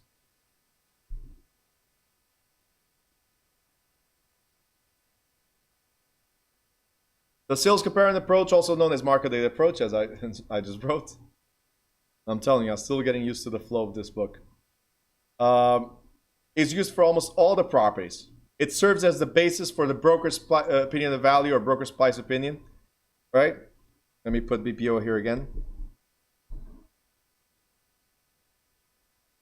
It serves as basis for the BPO. It is based on the principle of substitution. If you guys remember, the principle of substitution is we got 2 or 3 properties. Got 2 or 3 properties that are very similar. I will buy the cheapest one, right? 2 or 3 properties are similar. I'll buy the cheapest one. Why? Because I would fix the one I just bought to get to the value of the other ones for a lesser price still. So a buyer will pay no more for the subject property than would be sufficient to purchase a comparable property.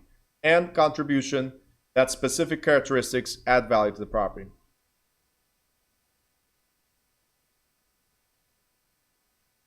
The sales comparison approach is widely used because it takes into account the subject's property specific amenities in relation to competing properties. In addition, because of the currency of its data, the approach incorporates present market realities.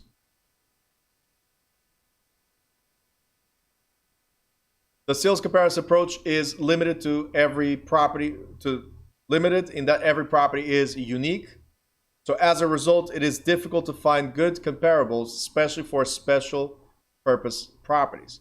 What we're saying here is, I can have a 2-family here, and I can have a 2-family here. Doesn't mean both of them have 3-bedroom, 2-bath, and garage. There will be some differences between one and the other. One is stucco, the other one's vinyl siding, the other one's brick siding. So it has different values. You guys understand? They're unique, they're limited, so we need to adjust to those values. In addition, the market must be active. Otherwise, sales price lack currency and reliability. Can I compare a property that's selling today to a property that sold 10 years ago? No, I can't, because 10 years ago it was a different market. A year ago it was a different market. So the most effective time period is the past 6 months. 3 to 6 months is where you want to be. In the past 3 months were their sales. If there's enough, hold it. If not, expand your search for 6 months. And if not, we're in trouble. This market is inefficient. There's no immediate way to use the sales comparison approach. We need to move to a different type of approach. Are you guys understanding? Because sales comparison approach is based on recent sales. Recent sales in green. We'll get there. We'll get there before you get to celebrate Yom Kippur, okay? So, she just said it was my Jewish holiday. The way she said it, my Jewish holiday, okay? Nobody else's, my. Like when people say, oh my God, like, is it just yours? Makes sense. Oh, our God, you know? Okay. All right, anyway. Semantics. Potato, potato. So we need to look at recent properties that sold and adjust the differences of each price for each property. So I went through an appraisal to the estimated value with an agent today. I really miss Pedro. He's on vacation. So now I'm doing everything, school and realty. So I went through and I did comparisons for one of our agents, and there's nothing to compare to. The only properties that would be kind of similar, they're in way better condition and way better neighborhoods. So I needed to adjust drastically the value, and I used other approaches as well to determine its value. We're going to go to that in a second. But where the other properties were at almost 400, this property was like 330, 340 at best, right? That's because we needed to adjust for the differences. There's nothing else around. Yvette's saying, so not a good time to sell at that point. At that point?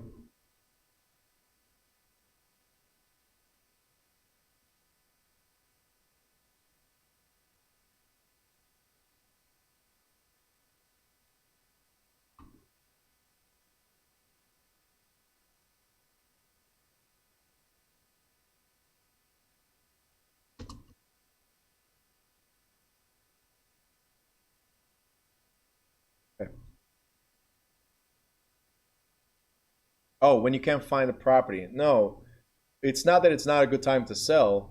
It's just that I need to find alternatives to determine value. So that's what I was telling you. Like this property that I looked at today, we did figure out a value to it, but we couldn't use just the comps because the comps are, one, they're higher, too far away in terms of length of when it was sold, and in terms of distance. So It's not the most accurate. Okay. 9 months out is going to be too far out for a value. The most active market, 3 to 6 months, is ideal. So now I'm going to get into how you can go around things. Okay. The usual distance, it's half a mile to 1 mile. So I just found out my neighbor is selling his house. It's the only house here in my area, only house that has units around here. Everything else is all one family. He's selling for 700. Does that mean everybody's house value is going to go up? Verona and Yvette, half mile to 1 mile radius, depending. Start with half mile, 3 months. Then you expand half mile, 6 months. There's nothing, then you go to the 1 mile. Because remember, and I'm sorry, Erica, but remember, when you go half mile, most likely you might be in the same neighborhood. You go 1 mile, you're in a different neighborhood or a different town altogether, depending. So it's not the most accurate comps. You only do that if you need to. So try to be within 3 months, half mile, 6 months, half mile, and then you start expanding that way with a cap. So no more than 1 mile and no more than 6 months. Alternatives are coming as soon as I can get there. All right. As far as Erica's statement,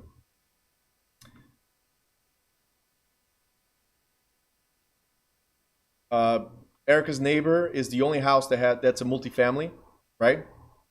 And everything else there is single family. He's selling it for 7 G's, right? 700,000. My question to you is, if it's the only house that's 2 family, does it mean that the zoning changed? Or was the zoning always 1 to 2 family? Are you guys understanding? Because if it's the only house there that's a 2 family, then something is wrong. It's either everybody's a 2 family, conformity, right? Or everybody's a single family, conformity. Okay?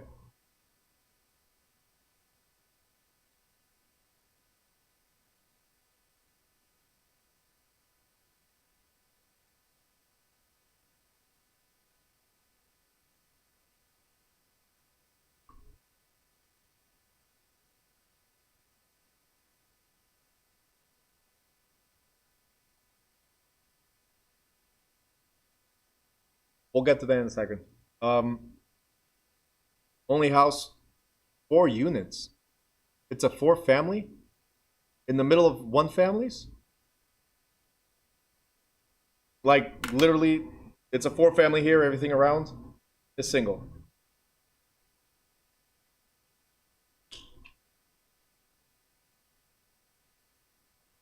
You have to see the current zoning. My point is, okay, hold on. My point is, if nobody can build a 2 family, then yeah, it's been there for years. Zoning changed. Zoning changed. Will it increase the value of yours? It's not comparable. One is an income property, the other one is an appreciation property. It's not comparable. I cannot use a 4 family. I cannot use a 4 family as a comparison to a single family. So will it increase the value? Probably not. Okay, there has to be a lot more sales of similar properties in order for that to happen. Okay, it could be an illegal 4 family or non-converted yet. It could. Erica says no, it's legal. Okay. All right. So to address here, that's why you want to be within half mile radius. Even within half mile, you could be already in another neighborhood, right? So you want to be as close as possible to be able to eliminate what's from this neighborhood and what's not. So we are going to get to that, but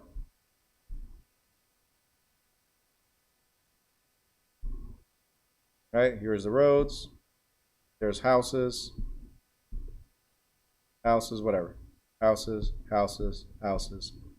and teeth. Now, my point is, here's the road. On this side, it could be Forest Hill section. On this side, it's already not Forest Hill section, something else. So just crossing the street could be a different block. And you need to consider that. In this block here, properties could be $50,000 more. So if properties on this side are $50,000 more, you know when comparing to these, if there's nothing else to compare to, when comparing to these, you need to drop 50,000 on the value found here, right? When you do your half-mile radius, look, there's more houses there. When you do your half-mile radius, this is the house you're trying to sell right here, your half-mile radius. Is it possible that you step into another neighborhood? Yes. Let's try to identify the house that's here first, and here first, which are still within the same neighborhood. You got it? We will exclude these unless we really need to use these. Got it? If there's nothing else, I'll pick this one up, but I already know there's a $50,000 difference. Okay? So that's what we use, half mile. If there's really no sales, then we start expanding to go 1 mile. And maybe we find a house here that's sold for $300,000. I find a house here that's sold for $250,000. And we have to adjust because it's a different market. So try to be as close as possible to the subject property. Okay, as close as possible to the subject property. There you go, across the street from him, exactly my point. That's why we don't use 1 mile. Just across the street, it could be a different town altogether. Yep, so we have to exclude.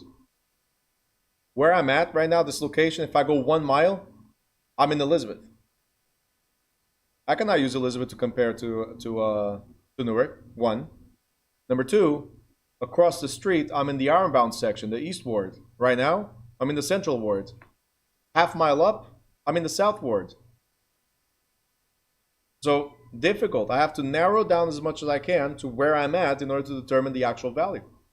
1 mile is only used when there's really nothing else, and considering that we're still within the same town, consider within the same type of neighborhood, same characteristic of homes and everything. If all else fails, then we go into other types of approaches that we'll talk about in a second.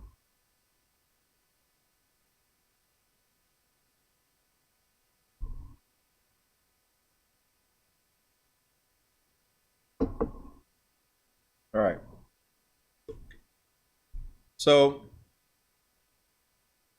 to qualify as a comparable property, a property must resemble the subject in size, shape,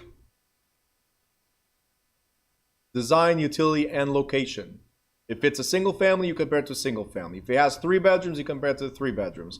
If it has 2 bath, compare it to 2 bath. If all else fails, let's look for 1 bath or 3 bath and see how we adjust. 5 bedrooms and 2 bedrooms and see how we adjust. They must have been sold recently, so generally within 6 months of appraisal. Ideally, 3 to 6 months. Sold in an arm's length transaction, meaning it was not a family transfer or somebody that you knew. It was strictly arm's length transaction. The appraiser will consider 3 of 6 comparables and usually include at least 3 in the appraisal report. Appraisers have specific guidelines within foregoing criteria for selecting comparables, many of which are set by secondary market organizations such as Fannie Mae. We'll talk about them in a different time. For example, to qualify as a comparable for a mortgage loan appraisal, a property might have to be located within 1 mile of the subject property for loans, for loan purposes. Or perhaps the size of the comparable has to be within a certain percentage of improved area in relation to the subject. The time of sale is also a criterion that's important because transactions that occurred too far in the past will not reflect appreciation or recent changes in market conditions. I already talked about arm's length transactions where you keep at a distance. If it's between a father and a daughter, that's not the true market value. 326. Start with 3 months and then go to 6 months.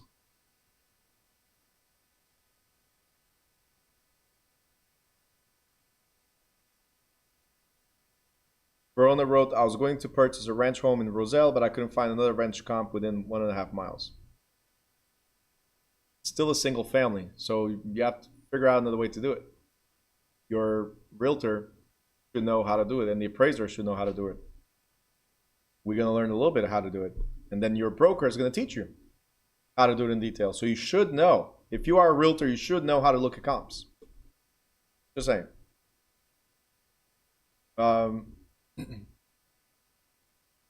Principal sources of data for generating sales comparison are tax records, title records, and local multiple listing service. The appraiser adjusts the sales price of the comparables to account for competitive differences with the subject property. We already covered all this stuff. We need to add and deduct value based on the different characteristics that it has.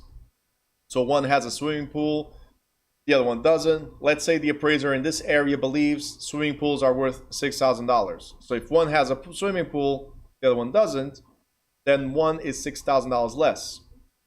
Simple as that. Adjustment criteria, time of sale. Let's try to be within 3 to 6 months.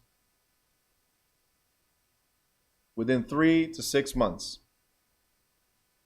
Try to be within that. That's the most active market that you'll be in. Location. Try to be within half mile to 1 mile radius. Right? With consideration, obviously, like I just said, to different towns and different neighborhoods. If it changes town or it changes neighborhood, might not be the best appraisal process to use. Do appraisals expire? Well, just like the markets, yeah, of course. It's not that they expire. There's no expiration for appraisals. It's just how can we consider the appraisal if the market might have changed or increased? You understand? So it doesn't expire per se. It's just market changed. I can tell you that a month later, the appraisal might not be effective because of a 20% increase from 1 month to another. Okay? Obviously, I'm exaggerating, but a market could be stable in certain areas. A market could be stable for a year or two with like a 3% increase, if anything. And we have those markets in New Jersey. We have areas where property values have been steady almost for the whole pandemic. Where here in Newark, again, during the pandemic, it didn't stop rising. It slowed for a little bit, but then it picked right back up. And the demand just increased even more now that people went back to work. So more and more people are getting out of a certain area and coming into Newark. So technically, they don't expire. Beyond 6 months, should you rely on that appraisal? Probably not. Physical characteristics, like I said, single family, 3 bedroom, 2 bath, 25 by 100, all that stuff. It's the physical of the property. And transaction characteristics, was it cash? Was it financed? Was it a foreclosure? Was it a short sale? Was a mortgage assumed and that's how it was transferred? These things affect the value.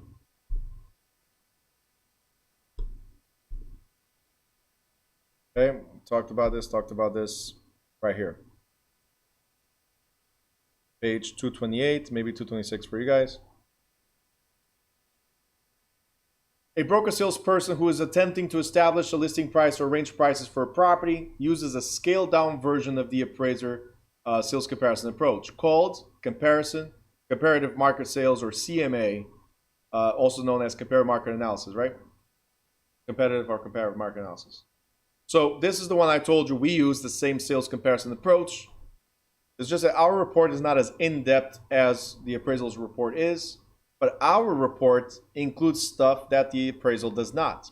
Our report includes properties that fail to sell and properties that are under contract, and even properties that, like I said, fail to sell, they're expired, even properties back on the market. Our comparables include all that stuff in terms of direct markets. The CMA is more powerful to us than appraisal. Appraisal is more for lenders, right? Can we use the CMA to dispute? Like I said, yes, it will be a broker's price opinion at that point.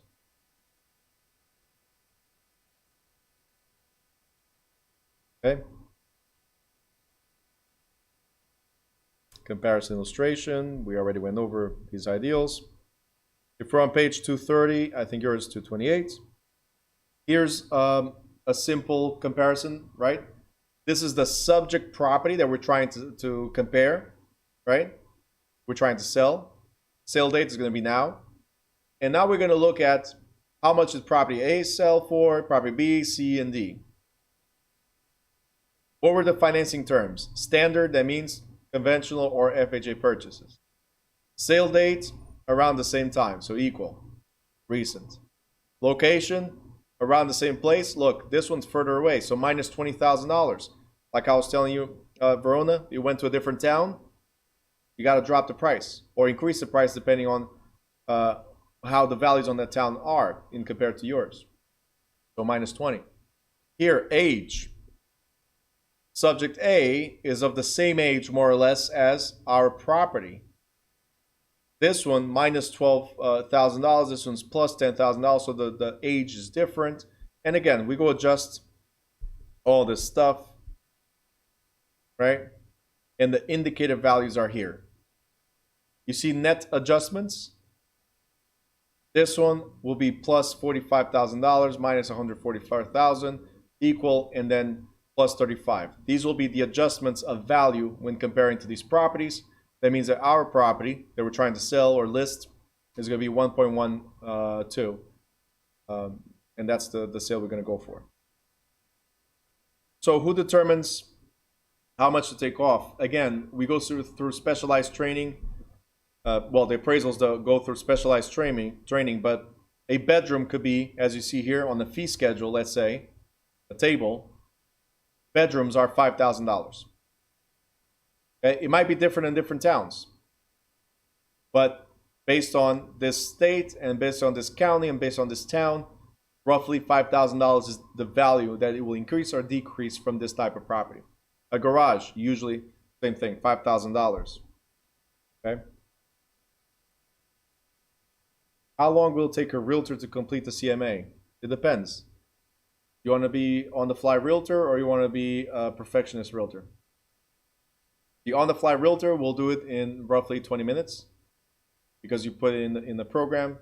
The program will pretty much pull as much data as you can.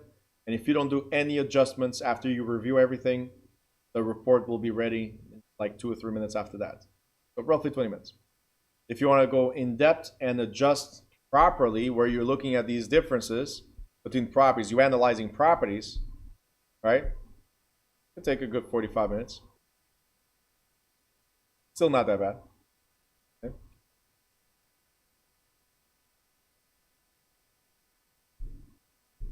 All right.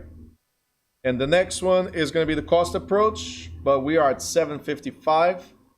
So we're going to go into a break unless you guys have any questions regarding the sales comparison approach still. And then if no questions, we'll go for break. If questions, we'll stay for a little bit longer. You tell me.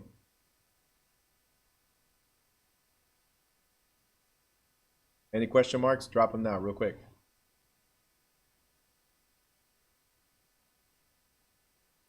So a broker can make the analysis and then compare with one from the appraisal agent. Yep. That's a BPO, and then we can use the BPO to be part of a rebuttal. So a dispute of the appraisal. Yep. A lot of lenders, like I used to do, not anymore, but I used to do BPOs for independently for attorneys, like family attorneys, bankruptcy attorneys. When it's time for divorce, they would ask me, hey, Bruno, could you do a BPO for this property? So we know what the value is and we put in the divorce papers. For bankruptcy, Bruno, could you do a BPO for this property so we can put it for the trustees' bankruptcy papers? You know, and you get paid for it. Anywhere between $75 to $400, depending on the, if it's a indoor BPO, interior and exterior BPO, or just exterior BPO. So you make extra money. You can use that to make money and gain experience. There's actually specialized trainings for BPOs, a course that you can go through.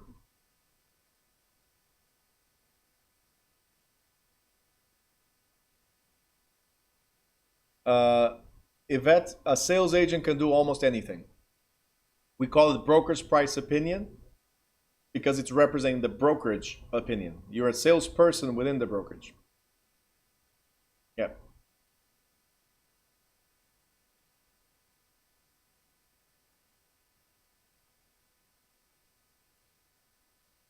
Anybody else?